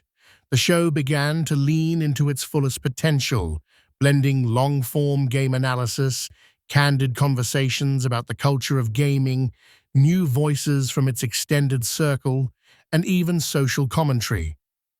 This was a period when its ambition matched its maturity, a time of experimentation, expansion, and deeper community engagement. In episode 151, entitled Digital Liturgies, the breakdown reaffirmed its identity as more than just a casual "Let's Beat the Backlog" podcast. This book-style discussion treated video games as cultural artifacts worthy of serious reflection. The hosts didn't just ask, "Is this game fun?" but "What does this medium say about us, our stories, our values?" By framing games as something akin to digital worship, something to be engaged with reverence, thought, and respect, this episode marked a turning point. It elevated the conversation, inviting listeners to view gaming not as mere escapism, but as a domain for thoughtful engagement and cultural participation. This new posture would underpin much of what followed in the era. Digital Liturgies. So this book, the subtitle is Rediscovering Christian Wisdom in an Online Age. And it's by Samuel D. James. So kind of the gist of the book, it opens up and part of what Nate had mentioned earlier on the episode, and he recommended the David Foster Wallace speech. And I full disclosure, I have not listened to that full speech, but I know that idea of kind of the air that we breathe, the water that we swim in as fish, which is the reference that he makes. What is one fish? Some child fishes come to an adult fish, and the adult fish is like, "How's the water, boys?" And the kids are like, "What's water? What is that? What are you talking about?" Because they don't even realize what it is that they are swimming in. They don't really, they just take it for granted. What is air? If you don't know, what. So it's kind of looking at the ubiquity of the internet and social media and what it does to us. So the interesting thing to me about this book is that I think we all know that the internet affects us. It's obviously affected our society that we live in, our culture. And we can readily admit that, but then trying to pinpoint exactly how it works on a personal level is harder to do. And I think that's a bit of the aim of this book, which, and obviously comes from a Christian perspective as well. So it's asking how does the internet train us to think primarily? And James I think he does a good job of contrasting the wisdom of, I'd say like the wisdom of the Proverbs is a lot of what he pulls from, versus some of what we consider to be wisdom because of the way that the internet works, the internet and social media. So this whole conversation, I'm going to use internet and social media kind of interchangeably. So when I say the internet, I mean internet 2.0. I mean the social internet, the one that we interact with, not simply, going to a website or, looking up news on the internet. Yeah. What's that? Well, and I was just going to say, because there are like technically different things, but like in a lot of ways, the terms are sort of interchangeable. Yeah. So. Yeah. And I think it also kind of it plays more towards like what we were talking about, kind of what we do with this podcast, thinking deeply about the things that we interact with. But I think kind of that social element to the internet, the way that it's used primarily nowadays, has parallels to video games in general. And so those are some of the things that I'd rather kind of look at in general. And so this book struck me in some of the ways that it, like I said, digs into the way that the internet affects us when we are using it a lot. And it pointed out some things that, frankly, made me uncomfortable about the way that I use the internet as well. Because again, we all know we probably use it a bit too much. We probably understand we use our phones or we sit in front of screens a bit too much. But what does that actually do to us? We know, like, hey, our culture seems very polarized right now. Does some of that have to do with the way that we interact on the internet, and why? Is it just that anonymity? Okay, but that plays a factor into it, certainly. James digs into one of the themes throughout the book, I find, as I've listened to it a couple times now, is he really digs into not just the anonymity, but the way that we create our personae online, our different personas, plural. It starts to cause us to believe that the way that we present ourselves online, our actual identity is more malleable, that we can be who we want to be and who we say we are, rather than we don't have to be limited by the way that we have been created. So you take an extreme example with, some of the things that our culture is kind of wrestling with nowadays. And I'll ask the question, what is a woman? Something like that. Can men be women, basically? Which is, it would be an absurd question in any other age. But I think in an age where we do a lot of our conversing with other people through digital media, the medium of what we're doing right here on this podcast. I've never actually met Nate in real life. And so there's but of course that's also why we incorporate video and audio into our conversations, is because we want it to make it at least as close to real life as possible.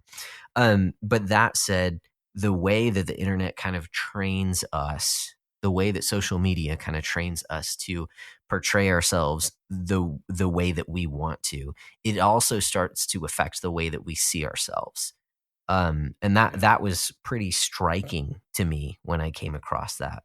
Episode 166 marked a milestone in the Breakdown's growing network.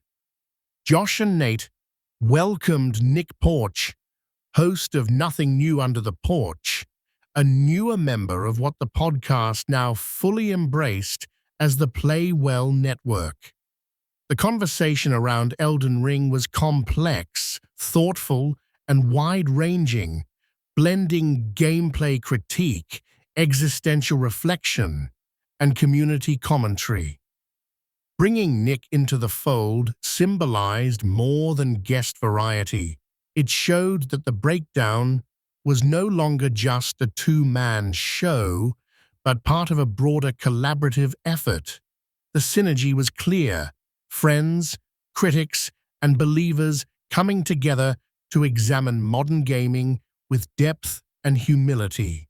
Years ago we had Jesse Knopp on, and he had a pretty similar experience with the Souls games as well, where it was Dark Souls or Demon Souls, one of them, really, they were he was in sort of a hard place in life, and he sort of this game sort of became a thing where he would play it, and in that time he would also sort of be crying out to God as well. And it's just, I don't know that I have anything super profound to say there, but I do think it's interesting that this difficult game that is not escapist, there is an escapism element to it, of course, because it's a little bit of power fantasy, but that this kind of hardcore action RPG experience actually can sort of push us in that way. And I do think that's interesting.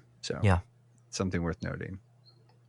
Yeah, no, I agree. I mean, I think that you'll experience it even if you just enjoy these types of games and this type of difficulty, where even if you're not going through something particularly difficult in life, that it just feels so good to overcome a big challenge in general.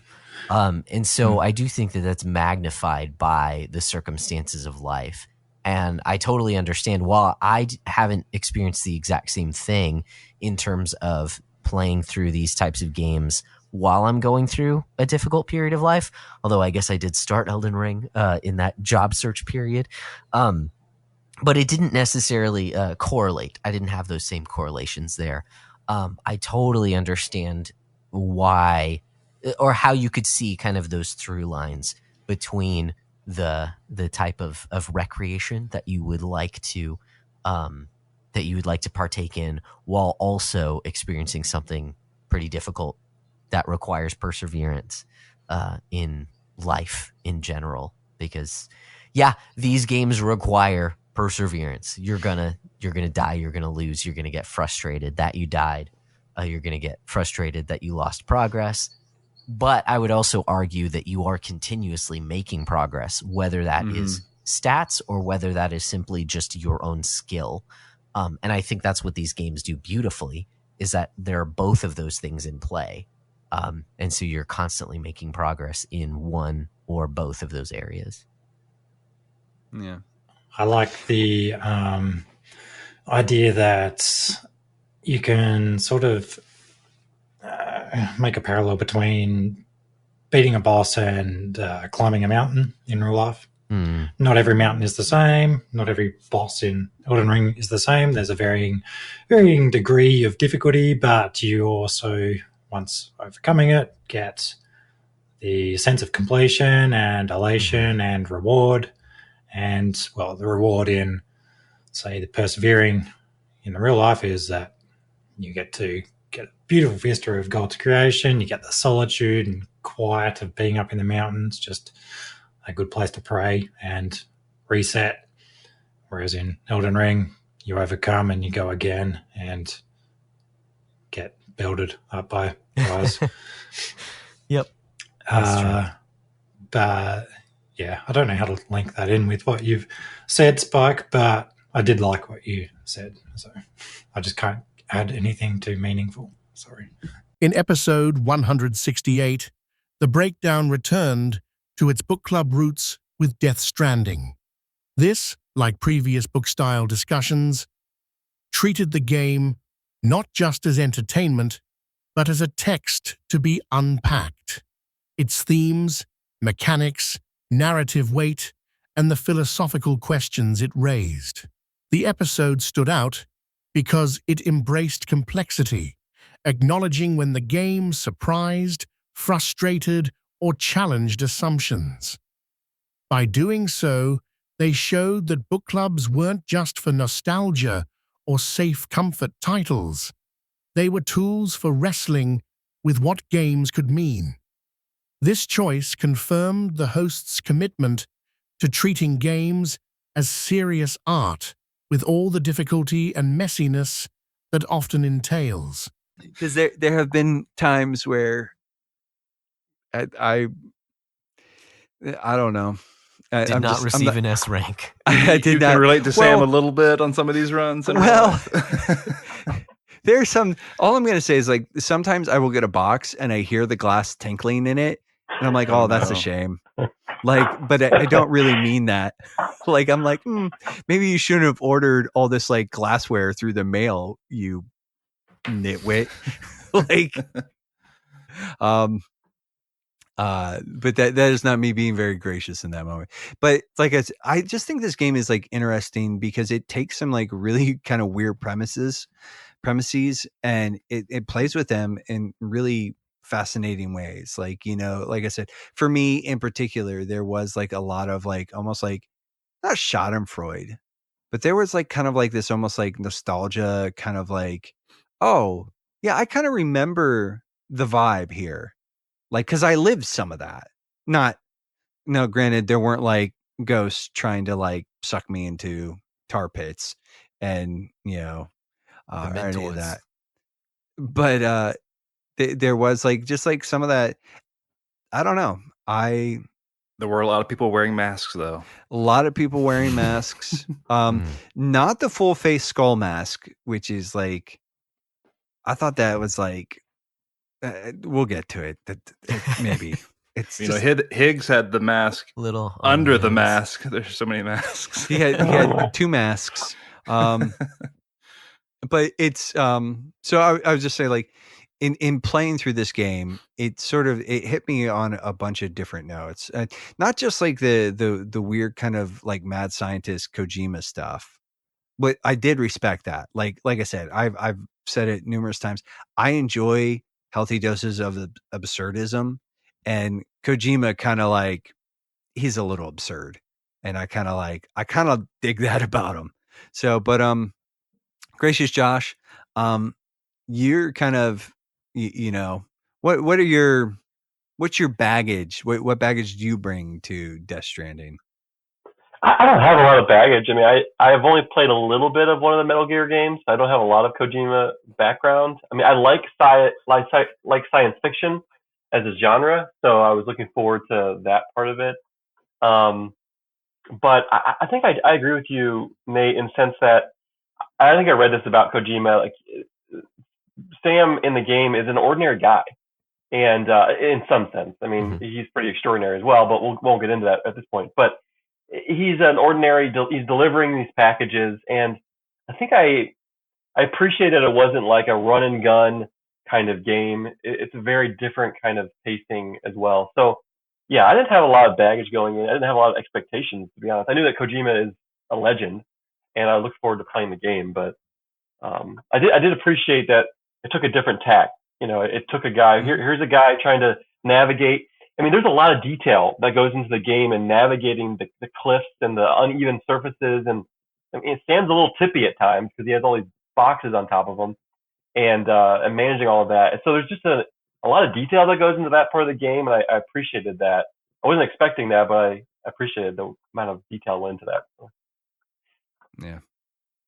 Yeah, you mechanically sometimes I would find an immense amount of satisfaction in just having like an obscene load on Sam and just managing to get him like go down the hill without falling. Like and I would make him go as fast as I could, because I'm that sort of like sadist where I'm like what's the cleanest, like smoothest line that I can like pull off on here? And it felt almost like a little kind of like when you pull off like that sick like combo in Tony Hawk a little bit, where it's like just finding like the paths and balancing everything. I don't know. Not really Tony Hawk, except for when I got the run off ramps and do sick flips. Yeah. But Micah, you definitely have more experience with Kojima as a general rule than I think anybody else here. So like, let's hear your baggage, my guy. Well, yeah, coming into it, I'm thinking of the initial reveal of the game where, you know, this is post Kojima's exit from Konami and how, you know, unceremonious that was, how he was treated with Metal Gear 5 and all that stuff. And he came back rather quickly, I think, to drop this like reveal trailer where Sam's naked on the beach with all the dead whales stranded on the beach and everything, and there's the baby, and it's very weird, and you know the low roar music or maybe Silent Poets is playing in the trailer, and it's like, okay, that's a concept, that's weird, you know. And then but you didn't know anything about the gameplay. It's just like, this is intriguing, that's Kojima, sure, like okay, I'm on board. And then they show sort of what the gameplay is kind of like, and it's like, okay, the question then becomes, how are they going to make this fun? Because it doesn't look it. Yeah. It's all the, it's like all the kind of the buzz or the outrage, quote unquote, at the time on the internet is like, oh, it's just a walking simulator, like what, blah blah blah, this, and so like it was like, well, how is this going to be fun? And that was how I entered the game. Is like, I know this is going to be a good, interesting experience. I was very excited. Again, going back to the whole like, Unchained Kojima kind of thought, I was very excited for that prospect. But the thought was like, well, how are you turning this into a game, Kojima? Like, I'm unsure. Like, I've seen the stuff leading up to it, the trailers, and I saw like all the mechanics and stuff all the way up to it. But even still, it's like, and this is gonna be good. Like, this is gonna be fun. Like, we'll see. That kind of thing. And like you said, it's like a couple of guys have said, it's the building of the tools.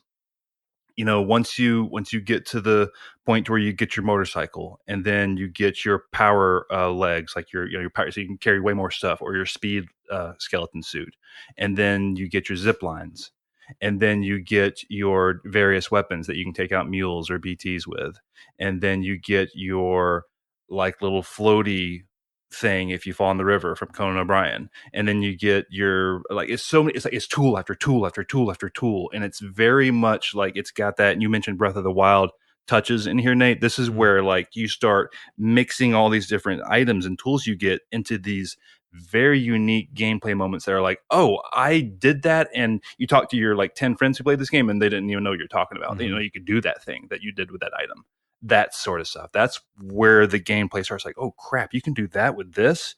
And then it has this also, this other utility that's kind of, so it's lots of little things like that start building on itself. Mechanics start building on top of each other. And then like on top of that, the basic, like sort of like, you got to make this delivery. It's like, okay, now it's not just like I got to walk and huff it there, or I just hop on my bike and go there. It's like, well, how do I want to get there? You got a number of different ways about it. You want to be, so that's where it starts becoming fun as far as the gameplay goes, in my opinion. So yeah, that's kind of sort of what I was thinking of going into it. How was the gameplay going to be fun concerning what we saw? It was the sort of low key Shadow of the Colossus kind of very, siloed off alone in this apocalypse kind of vibe that they had going on. So yeah, I thought that that was gameplay wise, that was sort of the king, is constantly all the way up to the very end unlocking all these new gadgets. I was like, well, what is this thing? Including up to these weird things that we're talking about, like the poop grenades and all that stuff. They're not called that, obviously, but I mean, it is called a number 2 bomb. It is called a number 2, number 1 and a number 2. Yeah. So that's sort of what kind of hooked me gameplay wise was the introduction of all the new tools that you get and how they would change up how you would deliver. So yeah. Episode 173 reached back into the show's early history, reuniting with longtime collaborators Paul and Wes for The Legend of Zelda: A Link to the Past. The no Densetsu arc, once a simple experiment, had now matured into a meaningful revisitation. This episode served as both reflection and reckoning, looking back on old habits, old games, old jokes, but through the lens of years of podcasting, growth, and changed perspectives. The reunion wasn't just nostalgic, it was affirming. It demonstrated that the Breakdown's journey wasn't a straight line, but a winding road, one that welcomed return, reevaluation, and renewed respect for the backlog's weight. I did want to take, before we got into that, I did want to talk a little bit just about like our personal histories with this game. Yeah. And so kind of our own personal links to don't do it. Past. No. Right. Yeah. No, Josh, don't do that, Josh. Okay. I know you already did, but I'm just do not like. Okay. Did not like. That is a way of saying it that I would rather never be said again. But I did think it would be good to just examine our baggage with this game, and I'll sort of kick it off just to sort of like kind of like lay it out. But growing up, I didn't have a Super Nintendo. In fact, the first Super Nintendo that I've owned, I actually got because it was my wife's Super Nintendo. And so yeah, but I did play a lot of Super Nintendo games. I just played them via emulation because I was I was a pirate. And that was before that was before we knew that downloading ROMs would basically, just give you a bajillion viruses. There's the early days of the interwebs. And so I played a lot of Super Nintendo games, including A Link to the Past this way. Now, I had a friend who had a Super Nintendo, and that was the first time I ever played the game was on his Super Nintendo, and I played for a little bit. But obviously, I wasn't going to stay at his house to just play a game for 15 hours, 20 hours. That would have just been rude. So I had some experience with it, but it wasn't until I started emulating that I played the game. And I played through it at least once, possibly twice, but I liked it at the time, but to be honest, like I don't think I remembered as much of it. Like it was kind of like it was a season where I was just like chewing through because I was like Chrono Trigger, Secret of Mana, Secret of Evermore, Terranigma, like anything from the Super Nintendo, or like the Shadowrun, the Super Nintendo Shadowrun game, like just anything I could get. Like I played like dozens of really awful Dragon Ball Z fighting games and Gundam fighting games. Like they were not good fighting games. They were just, especially, and trying to play a fighting game on mouse and keyboard is not ideal. I'm just throwing that one out there. Yeah. So but I remembered liking it, but not being so like sort of gobsmacked by it. You know, because I think like frankly, I was kind of being overwhelmed by like things like Chrono Trigger and Final Fantasy VI, you know, and Seiken Densetsu 3 and stuff like that. So I would just say like revisiting this, I was like, I knew I liked the game and I just didn't realize how big an impact, like how formative it really was until like sort of thinking about this. I was listening to some retrospective stuff and I was like, oh, there was also sorts of things being pointed out to me that was like, oh no, that's where I got this from. So it's like, that's my thing. Like it's been 30 years since I played this stinking game and I forgot how foundational it really is. And, yeah, I've never owned it. Well, that's not true. I've since bought it digitally several times, but, yeah. Nice. So that's my baggage. Yeah. I was a cool. Dirty rotten pirate. How about you, Josh? What's your there you go. baggage? Well, I have owned this game in a number of different forms throughout the years. Mainly playing it as a kid. I did just have to it. clarify, I do own it legally now. Right, yes. You said that you bought it digitally multiple times. Yes. And I have as well, but I do have the physical Super Nintendo cartridge. I remember playing through that when I was a kid. It's in the basement right now. So I do have some fond memories of this game. It was not my first Zelda game. That goes to Link's Awakening. And then I want to say I played the first Zelda before this one, probably even Zelda 2 before this one. But Link's Awakening was the first Zelda game, which is odd because it doesn't have Zelda. It doesn't have a lot of kind of the tropes of Zelda games, although it does heavily borrow from this one, A Link to the Past. So while I do have very fond memories of it, I don't recall playing it like very often. A lot of Super Nintendo games, you'd kind of memorize the first few levels if you owned it because you'd be replaying it a lot. But this one, I don't remember restarting very often, probably just because of the save files and stuff like that. But I have played it a number of times, even from when I was younger. So this playthrough, it was fun to reminisce on a lot of the things because yes, it did feel very familiar. I have a lot of the same thoughts of what you mentioned, Nate, of just how foundational that this game is for just the formula of what a Zelda game is. I recognize, it's a huge step forward, especially after the first two games. So there's a number of things there, but I have played this, since I was quite young, beating it back then. It was never like, oh, this is the pinnacle of Zelda for me. I think that's because I played Link's Awakening first, but I've always known that it's a solid Zelda game and that it's very well regarded. Like often the internet will put this as a top Zelda game. So yeah, that's kind of where I'm coming from. Wesley, what's your baggage with this video game? I mean, basically, I'm like 95% same with Josh. Honestly, like not my first Zelda game. Again, that goes to the superiority of Link's Awakening, and it will forever be the most superiorist Zelda game ever invented. Period. So played that quite a lot on the Game Boy. Loved it. Played the first two on the Nintendo because, of course, they are the ones with the gold cartridge. Like you want to play the gold cartridge games because those have to be better than the gray cartridge games, obviously. So you try it, and then you realize you really stink because you don't have the instruction manual that actually has the map, and you don't have any copies of Nintendo Power. So clearly, you're not going to get very far in Zelda 1 or Zelda 2.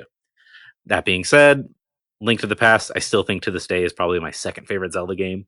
And there are times I think I might go back and forth between Link's Awakening and Link to the Past, but in the end, it's obviously going to be Link's Awakening. It's going to be the top game. That being said, Link to the Past, fantastic. I have played it. I might have played it the most out of all of us. I don't know how many times Paul has actually completed it, but it's one of those games that I would go back to like every couple months when I was a kid because, we would cycle through different systems, and I was one of those cool kids that would have like a Super Nintendo and a Sega Genesis and a PlayStation. We were just apparently rich beyond belief. I don't know where we got any of these games, honestly, unless my parents are thieves and they still haven't told me this. But Link to the Past. What they didn't let you know is that they were actually international jewel thieves. Right. Could still be the truth today. Who knows? No. Who knows? But yeah, I've probably beaten this game more times than I can count, and I can point back to like very specific areas and how it made me feel at the time as a kid, just being able to uncover things that maybe even my brothers haven't actually beaten because they liked it, but they were never great at it, and they were never really enjoying it as much as they enjoyed their PlayStation games. But for me, it was always one of those things that I could just go hide in my room and play Super Nintendo, and Link to the Past and Super Mario RPG were right there for me. And Super Mario World, of course, which is the better of the two Mario side-scrolling games. Your slander will not be tolerated here. Like you're allowed to be wrong in a lot of ways, but that slander will not. Someday I might be wrong too, but until then, I am going to be correct and remain correct in that assessment. But yeah, there's no baggage other than the fact that the Nintendo Power comic is like the best thing ever made by human hands, and Shotaro Ishinomori is an absolute legend. And the fact that they got him to make a comic specifically for an American propaganda magazine is unbelievable. Unbelievable. Rest in peace. If listeners don't know how special Nintendo Power was back in the day, it was spectacular. It was just great. Mm-hmm. For a giant advertisement that you paid for. Yeah, but it's like streaming services today. It was like one of those things where the magazine racks, like when your mom, like this was like a whole thing, but like Paul, when your parents would go to the grocery store and you'd have to go with them, and you would just wander over to the magazine racks. Oh, if Nintendo Power was there, I was flipping straight to the back. Yeah, straight to the back, and then I just read the rest of the magazine there at the store. Yeah, because that's what kids do. But Paul, so this is your pick. What's your baggage, my guy? All right, so this is one of the reasons I love this game so much. I got to set the stage a little bit because you youngins don't understand. But so I played the first two Zeldas on Nintendo when they were new, gold cart and everything, and the Super Nintendo had come out the year before this game did. The first Super Nintendo games, like it was a definite graphical upgrade and feeling upgrade, but it wasn't so evident yet. Like, when they were ending the NES cycle, like they had gotten really good at graphics for that system, like Mario 3. In the beginning, like Mario World, they weren't at the beginning of the SNES, they weren't very good at graphics. And so, Mario World's graphics are kind of mediocre. When this came out in 92, just that opening sequence, everything about it, the swirling a Triforce, the sword coming down, the harp arpeggios going into the cymbal crash, and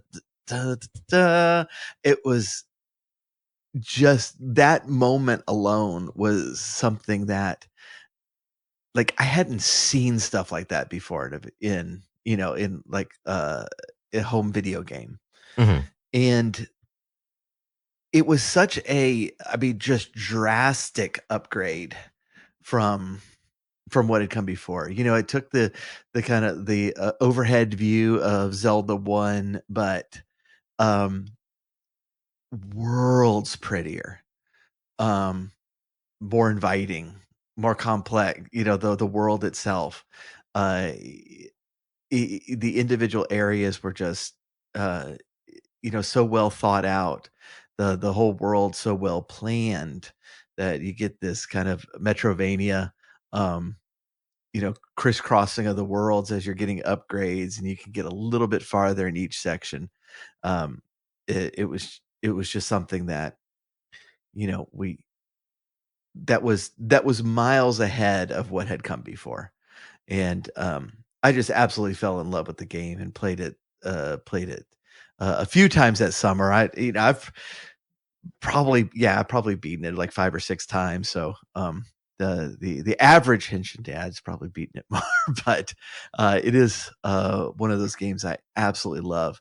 I actually got it before Final Fantasy, what we called Final Fantasy 2 at the time, even though Final Fantasy 2 was actually at the end of 91, had come out in America.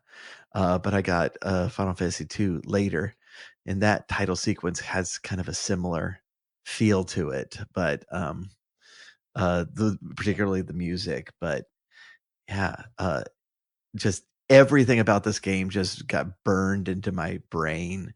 Every note of the music, every scene, it just stuck with me. So definitely my favorite Zelda game of all the ones that I've played, which are 4 of them. But what's the fourth? Ocarina. You haven't even played Link's Awakening? No. Oh, get off the show. What are you doing here? Sorry. Oh my gosh. I've never been more disappointed in you than I am right now. As the video game industry and economy evolved, so too did the Breakdown's willingness to tackle real-world pressures. Episode 197 confronted the rising cost of games, consoles, and accessories, asking whether playing and maintaining a gaming backlog remained feasible for everyday people. With Alex joining the conversation, the hosts addressed how inflation, price hikes, and market changes impact not just gameplay, but accessibility, community, and the idea of stewardship. This episode grounded the backlog conversation in socio-economic reality, reminding listeners that games don't exist in a vacuum. They're bought, played, and maintained in a world where cost matters. It showed maturity, comfort with vulnerability, humility, and honesty about the practical burdens of gaming culture. The advantage of waiting around a little bit used to be that costs came down. Yeah. I didn't have to pay $5.99 or whatever PS3 was at launch, because when I got it, it was $300 and it came with a game and an extra controller, and I'm like, oh great, So that was kind of the advantage of waiting. And so as costs are rising, as prices are rising, I understand that, but the notion that waiting to get a console, like right now, if I wanted to buy a PlayStation 5, it costs more than it did in 2020, and where I was totally baffled by that. Even with the Switch, Nintendo Switch, I was waiting for years for this thing to drop even $50, and it never did. Never did. And now it's actually more. It actually costs more now that the Switch 2 is out, which doesn't make any sense. I mean, let's be honest. The Switch is not worth anything more now than it was in 2017. I don't care what inflation says. But so yeah, that's just the big difference. It's like if the PlayStation 5 had come down in price, I'd be happy to jump on. I think it's easy to pay $30, $40, $50 for a game, but it's a lot harder sometimes to save up that bundle of money and throw something down for a new console. And that's where that barrier is right now. And that barrier just seems to be climbing. Yeah, and that I mean, to be fair too, it's you're right. They aren't going down. It was like, I mean, I remember the PS1, PS2 cycles. Like, I didn't own an original gray box. The first PlayStation I owned was that little slim PS1. Like, and that was like, I forget what. I don't think I paid $100 for that. Like, yeah, it was like $99 or something. Yeah. But even when it first came out, yeah. Yeah, and it's like, and the first PS2 I owned was a slim, and again, it was like when the original PS2 debuted, it was like $150, $200 or something like that. I was like, I paid like $90, $100, and it's like, and so it's there was this sort of like cycle where it's like, hey, if you waited long enough, prices would come down, like, or you'd get like a new sort of streamlined version. And even when we got the PS5 Slim, it was like, everybody's kind of waiting for the like they did that for the PS4. Like the PS4 Slim, when it came out, exactly, was like that's when I $50 got or $100 less. And and then it's like, but no, what you're gonna get is, and what I will say is like, the justification. My PS5 was like, that was my 40th birthday present to myself, or whatever. So it was like, that was like the big, like, I was like, okay, you only turned 40 once. Like, we're gonna, but then, a couple of years later, it's like, oh, well, Switch 2's out and there goes another $500. And it's like, but yeah, you only turned 42 once, Nate. Yeah. You only turned 45 once, it's like, and the way that I sort of have justified it is like, it's like those years when it comes time for like a bigger expenditure, that's like, okay, it's like my birthday / Christmas present. It's like all the big stuff. Like, I'm just not like, I'm getting this one big thing and that's going to be it. But yeah, it is kind of tough because it's like you said, even like the Switch, it's like, you're expecting the Switch like to go down, and they're like, oh no, now they actually cost more than they used to. And that's, again, it's sort of, that the market is kind of like wild, but at the same time, that's just like, this feels like counterintuitive. And I do think part of it is like, companies just aren't willing to take losses on hardware at all anymore.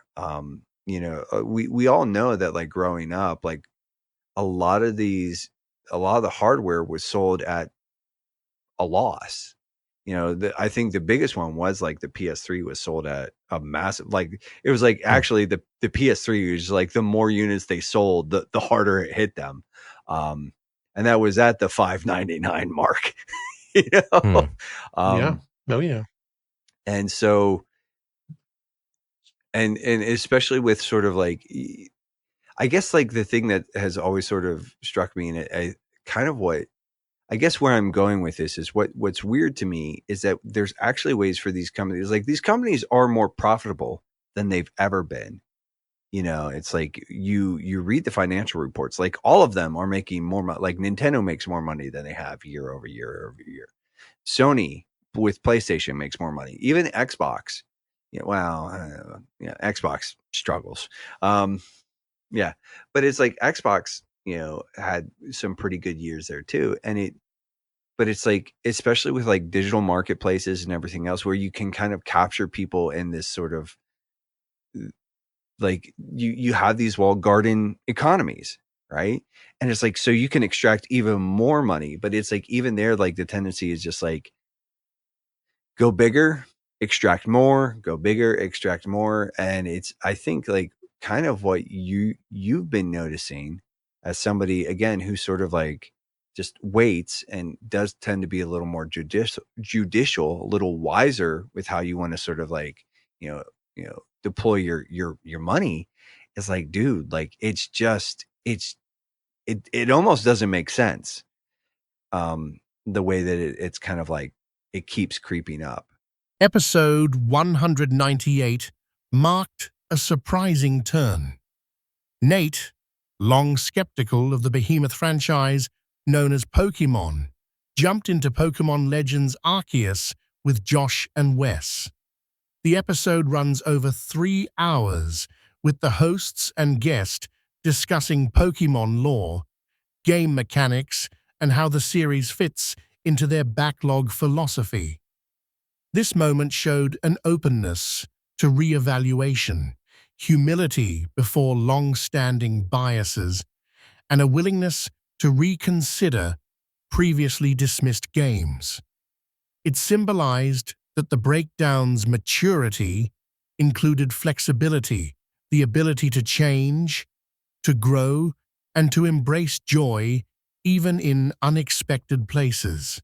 For many listeners, it may have felt like watching a lifelong gamer convert, not to a different console, but to a different mindset. To give somebody the opportunity to share something that I am just so knowledgeable and passionate about, when they actually know like almost next to nothing or like completely nothing about the thing, there's something like really interesting. And I think it helps to recontextualize why I like the game in the first place. And when I was kind of chatting with you, like you're bringing up these things, I'm just like, I never even thought about that before. Like you're actually organizing your boxes. Like, yeah, dude, when you were like, I was like, the boxes. I was like, dude, like this stable system is like so stupid. Like, why is this? And you're like, I never use that. And I'm like, yeah, what? Like, just like you for me, organize your Pokemon. Yes. What are you talking about? Like, why would you do that? By weight. No, I'm By just weight. No, I just want to know what I have. And you know, it's like, yeah, I mean, there's a whole like sort of like rant that I could go down. It's part of like my sort of like beef is that there's a lot of systems in the game that I'm just like, why is this even here? Because you're not expected to use them. You know, it's like the stable system is part of that. Like you're like, I'm like, hey, like how do you manage your stables with all your Pokemon? And you're like, what? I don't. You know, like, just keep the same 6 Pokemon the entire time? Really? That's bizarre. Why would you do? Why would you ever change?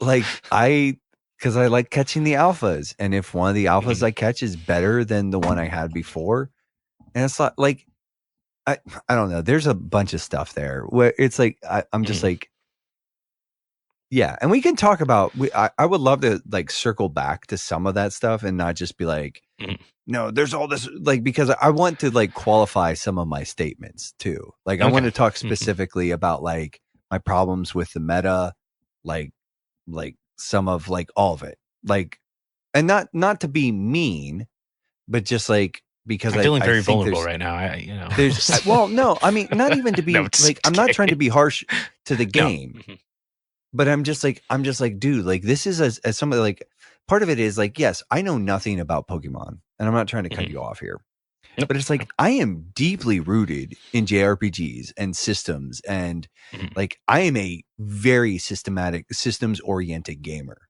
Like sometimes the story is enough to drag me, but it's like usually there has to be a gameplay loop, and like and what's so infuriating is Pokemon sort of like gets close but then kind of like poo-poos on it, and in the sense that like there are some games that like you play them right, and it's like they're kind of like Othello in the sense that like Othello's got a really easy rule set, but like the people who are really good at Othello, like they know that game, like they know how to play, like how to open, they know how to like trap you into like letting them take the corner. You know what I'm saying? Like, and there's like Pokemon just never feels like it gets like, it just kind of like, it hints at some, oh, there's something more here, but then it never really delivers. Like, do you know what I'm saying? Like in the sense that like, and again, like when we talk about the meta, if we talk, you know, it's like sometimes I look at the systems and how like that works, and I'm like, why? the stables. It's like, why do you have these stables if like you're not supposed to use them? If you're not supposed to use them, then don't put them in there. If you want people to use them, then put like quality of life issues that like let people sort Pokemon by types, by levels, by whatever. Like, but no, they're like, no, here's just like all the Pokemon you get, and they just auto feed into this thing, and then you and it wrecks with like my particular brand of like completionism, OCD nonsense, which is just like gives me apoplexy. Okay, so there's a couple points that you brought up that I can kind of piggyback on. So I can agree to the most part that mechanically this game is is quite a bit different from the regular mainline games, is because they basically cut out half of the mechanics that you would normally have in a Pokemon game to begin with. For example, I'm pretty sure, I can't recall this exactly, but I'm pretty sure like you can't even give items for Pokemon to hold in this one. Am I right? Pretty sure. It's been a while since I picked it up. So that's an entire section of the metagame that is like super, super important for competitive. Like you have to be able to like understand which held items can be held by which Pokemon and what that actually does to their stats and what that does to the different types of attacks that they do. So yes, this is kind of like, in terms of being able to compare this to like previous Pokemon games, this is closer to like the Gen 1, Gen 2 type games where things were a lot more simplistic and you didn't have as many aspects of the meta that you could actually like really dig into. So I can get that. You know, they actually did take things away versus adding them into new stuff into it. There's no breeding. And like I know there's no that, breeding. Like, Yep, that was the other thing I was breeding gonna say. is like this thing where it's like I know a dude who was like upset, like he explained in detail for hours at one point in time, like his whole like breeding strategy. That's probably me. No, it was a dude I used to work with years ago, and I just like, and there was a part where I was like, oh, this is incredibly fascinating, but also like, it's like, why, man, why do you do this to yourself? This sounds excruciating. Because I want higher numbers. Anyways, and it's like, it's and not, even sort higher numbers. That's the whole name of any kind of game. Come on, any kind of JRPG. You just want the higher numbers, man. Josh, the best min-maxing strategy ever. Josh is just like nodding his head, scratching his back, and just being like, I guess. I saw the back scratcher come out. I was like, what? What are you doing? Oh gosh. Just listening. But in listening to this, Josh, like I am kind of interested here. Like, and I don't mean again to cut what this is Wesley's time to shine. But it's like so far you're listening to Wesley and I sort of snipe back and forth. And what are your thoughts, sort of like, you know, listening so to this okay, are you asking my thoughts? Are you asking my history? Are you asking? We need to start with your baggage first. Let's start with your baggage, but then sort of some of like even some of what Wesley and I have sort of been chewing on, like, and sort of like volleying back and forth. Like, okay. So, if I can remember it, then I will come back to some of the finer points. One thing that I meant to say earlier is you can't have a hook shot in this because it's feudal Japan. They weren't invented, so there's no way they could have made it anyway. So true, video it's just game. Not possible. True. That's the first thing that I wanted to say. In terms of no, they do make the Pokeballs. Pokeballs it's just are the super Pokemon realistic. can shrink themselves. So, yeah. Dude, anyways, I do love. I don't mean it, but the no, they just they can get really small and they just love to be in balls. And I'm like, what? and they like the better balls more. Yeah. So you just make better balls for them. Yeah. But then when you capture one, that's his ball. It doesn't matter if like he really was like super into that one. Yeah. He's like, that's his now. Well, he was super into it. That's why he was captured. Apparently he's super into it now. Yeah. Literally into it. So anyway, right. It's how they that's the workaround with technology, is they're just figuring that stuff out. I get it. It's for the sake of the mechanics.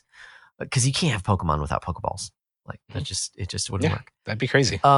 In terms of history, so I was initially very reticent when I was a wee lad and Pokemon came out. I know how popular it was, and so when it was announced that on Kids WB they would be airing Pokemon. I was like, oh, are you kidding me? I was a hipster kid. Like, great. Now there's going to be Pokemon. But from lo 8 and years behold, old, he was a hipster kid. Then you watched. But lo and behold, yeah, I know. I was like all annoyed by it, but I gradually for those warmed adult up cartoons to like it. Yu-Gi-Oh. Yeah, who knows, man? I mean, Yu-Gi-Oh wasn't for quite a while afterwards. He was probably watching Yu Yu Hakusho then. Oh my gosh. I can't say I watched that as a kid. No, that because I was Toonami, and I didn't even have cable. Regardless, but that was my initial thing with Pokemon. But then I got into it, and I don't remember. I don't think it was the show first. I think it was the game first, is what it was. Friend across the street had Pokemon Blue, and so started playing that, and it's like, okay, this is actually pretty cool. Then got into the anime, then got into the cards. I actually liked playing the cards, not just collecting them, but actually playing them. Was where I was when I was a kid. So I have played through original gen Pokemon, and then I didn't actually play through another Pokemon game until quite a bit later, unless you count some of the Pokemon Snap. Okay, played through that one. So good. But it is good. And you know what? That maybe there's a little through line with that too. But we'll get to that in just a second. Is kind of some of the reasons behind this Pokemon game. I played Pokemon X, and then I played not the latest because not Scarlet and Violet, but Pokemon Sword on Switch.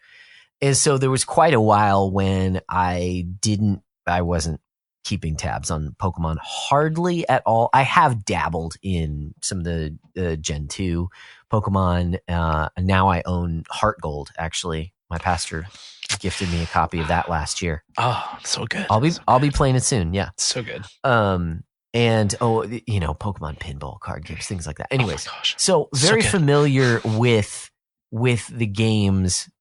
Even if I haven't personally played very many of them. I own Pokemon Platinum as well and played a good chunk of that, probably a couple dozen hours, but I didn't finish it.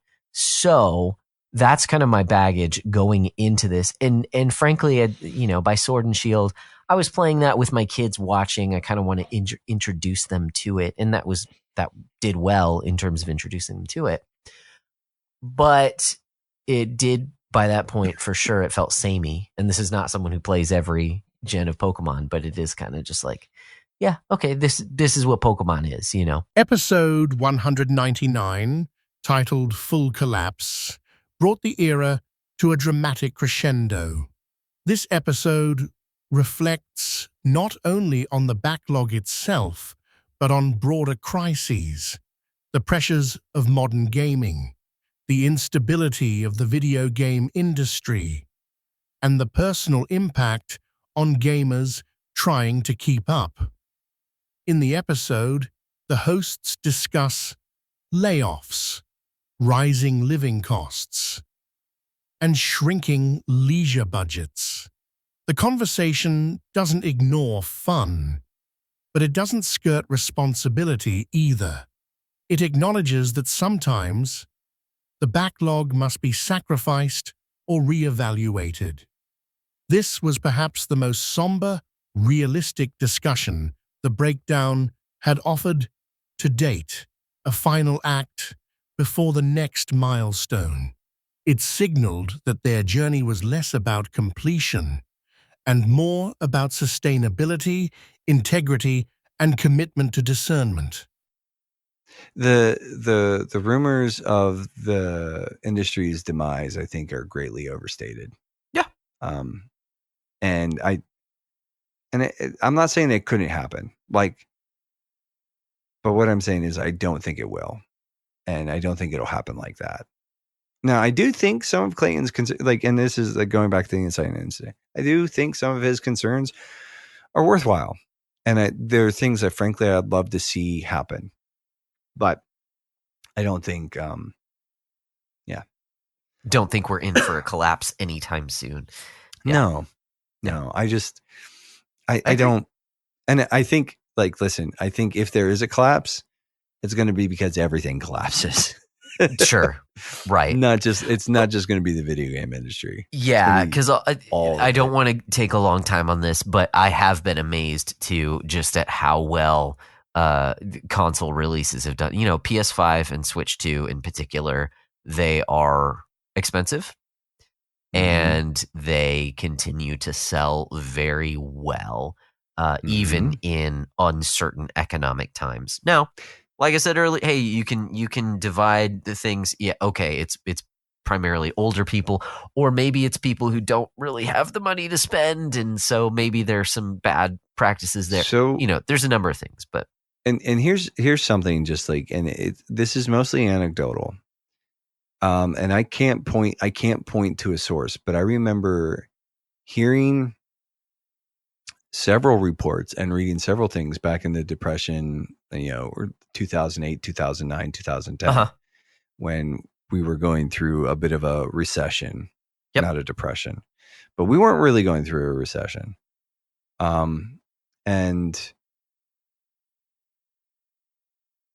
But actually spending on video games ticks up. Spending on recreation during hard times actually ticks up. Yeah.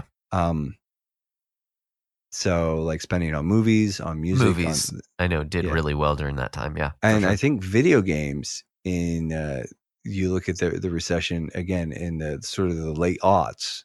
Okay. I think actually video game spending went up. Okay. I could be wrong, but I remember hearing something there. Again, I didn't do the research to actually verify that. Sure. But I think like those were years where like other industries kind of took a hit. And I think the strength is that like video games offer like hours of entertainment for a relatively economically like dude, you paid $20 for a movie ticket, $15 for a movie ticket, or you get like a matinee, right? And you pay like $5 or $10, right? You're still in there for 2.5 hours tops. Yeah. Like, and that's if you don't get a soda or popcorn or anything. You like don't that. get concessions. There's another $20. So you're in it $50 for a couple hours. Just say you do all the things and you go at a regular, show. Yeah. You're in it for $50. $50 will get you 30, 40, 50 hours of video games sometimes. So, right. Especially if you play them deeply. Like a psychotic completionist nut job, I know. Of course, I know. To be a Pokemon game. He's me. Of course, I know him.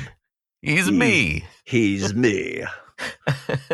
Hello there. Yeah. Exactly. Anyways, in these episodes, the breakdown matured into something far richer and more complex than ever before. The show balanced long-form deep dives with candid social commentary, expanded its circle of collaborators, and confronted real-world pressures alongside virtual ones. Games were not only played, they were interrogated, celebrated, questioned, and re-evaluated.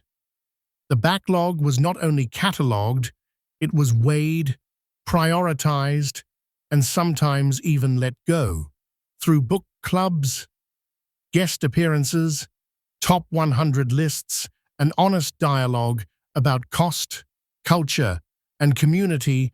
This final era showed that the breakdown had grown up. It had learned to hold complexity. It had embraced humility. It had recognized that games, like life, are as much about the seasons you finish as the seasons you survive.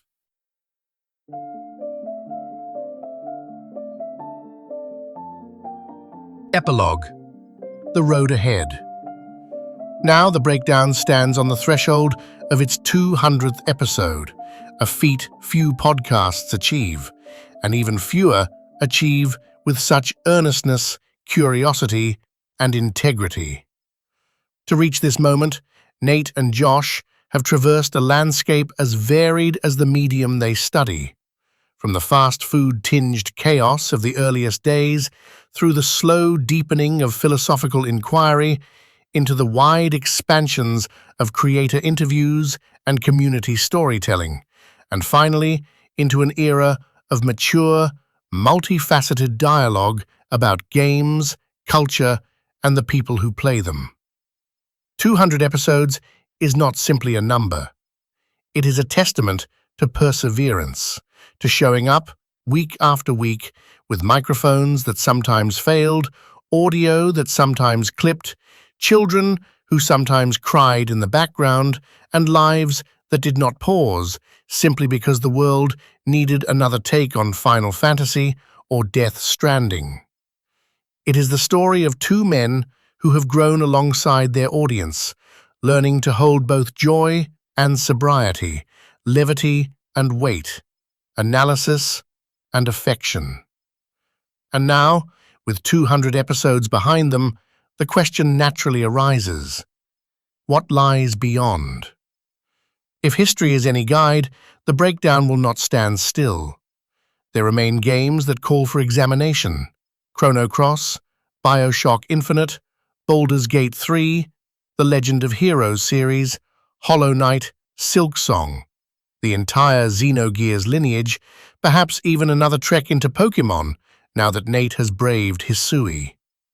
There are classics yet uncanonized, controversies yet undebated, genres yet untouched, and questions yet unasked. What does it mean to play ethically in an industry driven by profit and pressure? How do we cultivate healthy gaming habits in an age of endless choice? What forms of beauty and transcendence remain undiscovered within the worlds we explore? And perhaps most simply, how do we play well? There may be more interviews ahead with creators whose work shapes the medium. More book clubs that model slow, careful reading of digital texts. More collaborations within the Play Well network, drawing together voices that sharpen, challenge, and inspire. More patron stories that remind us that behind every backlog is a life, shaped by family, faith, work, and circumstance. If the past 200 episodes reveal anything, it is that the breakdown has never merely been a podcast about finishing games. From its earliest days, it has sought something more subtle and enduring, a framework for understanding gaming as part of the moral, emotional, and imaginative life of its listeners. A lens through which play can be purposeful, joyful, and wise. And so, as the show steps across the threshold into its next chapter, one truth stands clear. The mission of the Backlog Breakdown has never been to conquer the backlog, but to illuminate it, to reveal the stories we tell, the habits we form, the joys we pursue, and the people we become along the way. May the next 200 episodes continue that mission with clarity, conviction, and delight. May they challenge us to play with intention. May they call us to steward our time with care. And may they remind us, again and again, that the games we play are not just diversions, but invitations. Invitations to wonder, to reflect, and to grow. This is the Backlog Breakdown, and its best work is still ahead. Well, that was interesting. You know, I got to be honest. I don't know how that was the key to the future or the key to anything. Really. It seems like this man of mystery grossly overstated like the importance of that. I might not be the Scott that he was looking for. I don't know. Well, you're definitely not confused. the Scott he was. If he was looking for a Scott, he really missed the mark because you're Josh. Yeah, you're not even Joshua Scott. It's a shame. You're just not even Mr. Scott. Yeah, that's true. You're not Mr. Scott. There's no Scotts. No Scotts to be found. Not a single Scott was given a USB stick today. Well, I mean, at least not in this circumstance. No, for sure. But I think like the reality is like that went on for I think a little bit longer than either one of us anticipated. Mm-hmm. And if I'm being honest, I think it's just time to land the plane, pal. Like I'm really tired. You look a little tired. You look a little like sort of like fatigued. Somehow we manage, Somehow even after. So I just don't think there's enough room after that. Like, with all of that plus this, I think we just need to, like, I know it's kind of weird because that's like a 200 episode. We were going to do some stuff, and like, I don't think we saw that running nearly as long as it actually did. So, And you know what? I think that was that was celebratory enough. Yeah, it was a great celebration. Yeah, it was really kind. And again, I think maybe vastly overstated, like, the importance of that. Sure. Like, for the sake of the future. But I don't know. I have no idea how time works, which is obvious because our episodes go on for 2.5, 3 hours, sometimes 4 on the regular. But yeah. True. I think, like, this is sort of, it's kind of a weird episode because this one will sort of drop in the middle of the month, and we don't typically have 3 episodes every month. So anyways, that's right. It is a special time of the month. So there's no questions, there's no challenges, I think, That's but right. there But are there is a certainly final some form. shout outs. Yeah, that's right. We do have The a final shout-outs. form, and it's time to do some shouting outing. Yes, that's right. I can't actually. I would love to actually shout right now, but I'm not going to do that because the rest of my family's asleep. But I do have a shout out. And speaking of family, it is to a family member because while I was in Texas, I was talking with my niece, who like seems to know everything about Tears of the Kingdom because she was so excited to play it on the Switch 2 and see some of the differences. And she was like, yeah, this is a little bit better. That's fine. But also she was like, what? You don't have this piece of armor and you don't have this thing and you don't have this thing? I can go get it for you. And so she was playing on my Tears of the Kingdom and just like running around getting some of the best equipment in the game that I had completely missed. Anyways, I want to shout out to Rosie because she said that she was going to start listening to the podcast. I apologize for this episode. I don't even know what to say. I Maybe don't you know should what to say. apologize to her I've had parents fun. for exposing her to, like, weeby degeneracy. So sorry. I'm so sorry. But shout out to you, girl. Had a great time back in Texas, and it's cool to think that you may or may not be listening. So shout out to you. That is kind of cool. Yeah. You know what though? It is I do think it is part of, like, just sort of as a bit of a reflection. It's like an uncle's job to be like, like, this is like to introduce your nieces and nephews to, like, the stuff that's actually really cool. Like, I think that's like high duties of the uncle, like the uncle calling. So yeah, I need to do a better job at that. But yes. Yeah, obviously, like, our podcast, like, you are doing your niece a grave disservice.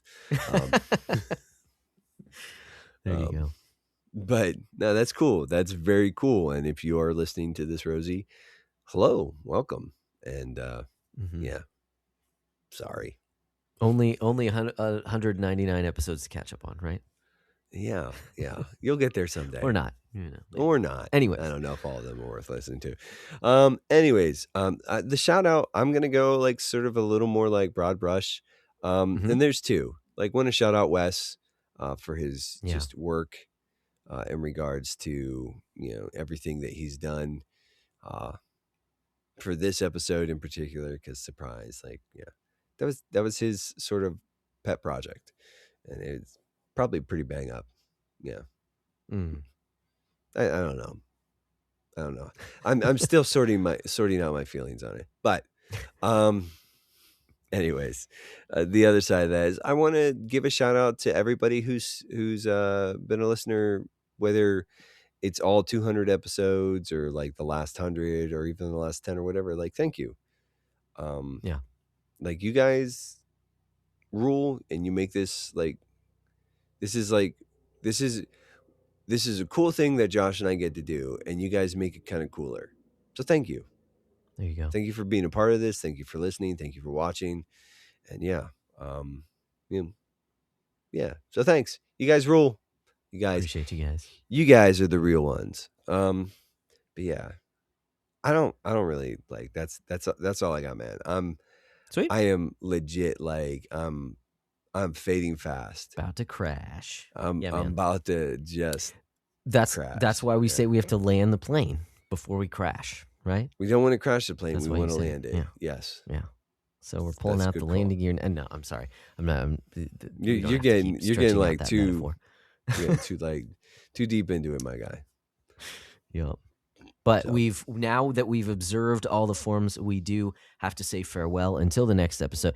This has been episode 200. I'm hoping for another 200, another 400, another 600. Why not? Why not? Let's just go all the way. Who knows? 1 but we're continuing on. 1 million episodes. 1 million episodes. Why would you put out 200 when you can put out 1 million? Yeah. Anyways, yeah, we're enjoying it. Yeah, I guess it goes hand in hand with that shout out to all of you listening. Yeah. That we're 200 in and no end in sight. We enjoy doing this. We hope you enjoy listening. But until next time, I guess. Well, we've done the things. We have done the things. That's right. And I guess what's left for them to do? Guys, keep beating down your backlogs, and we'll keep breaking down the benefits for another few hundred. Why not? For 1 million. 1 million. Keep breaking them down. There are millions of video games out there. Why not?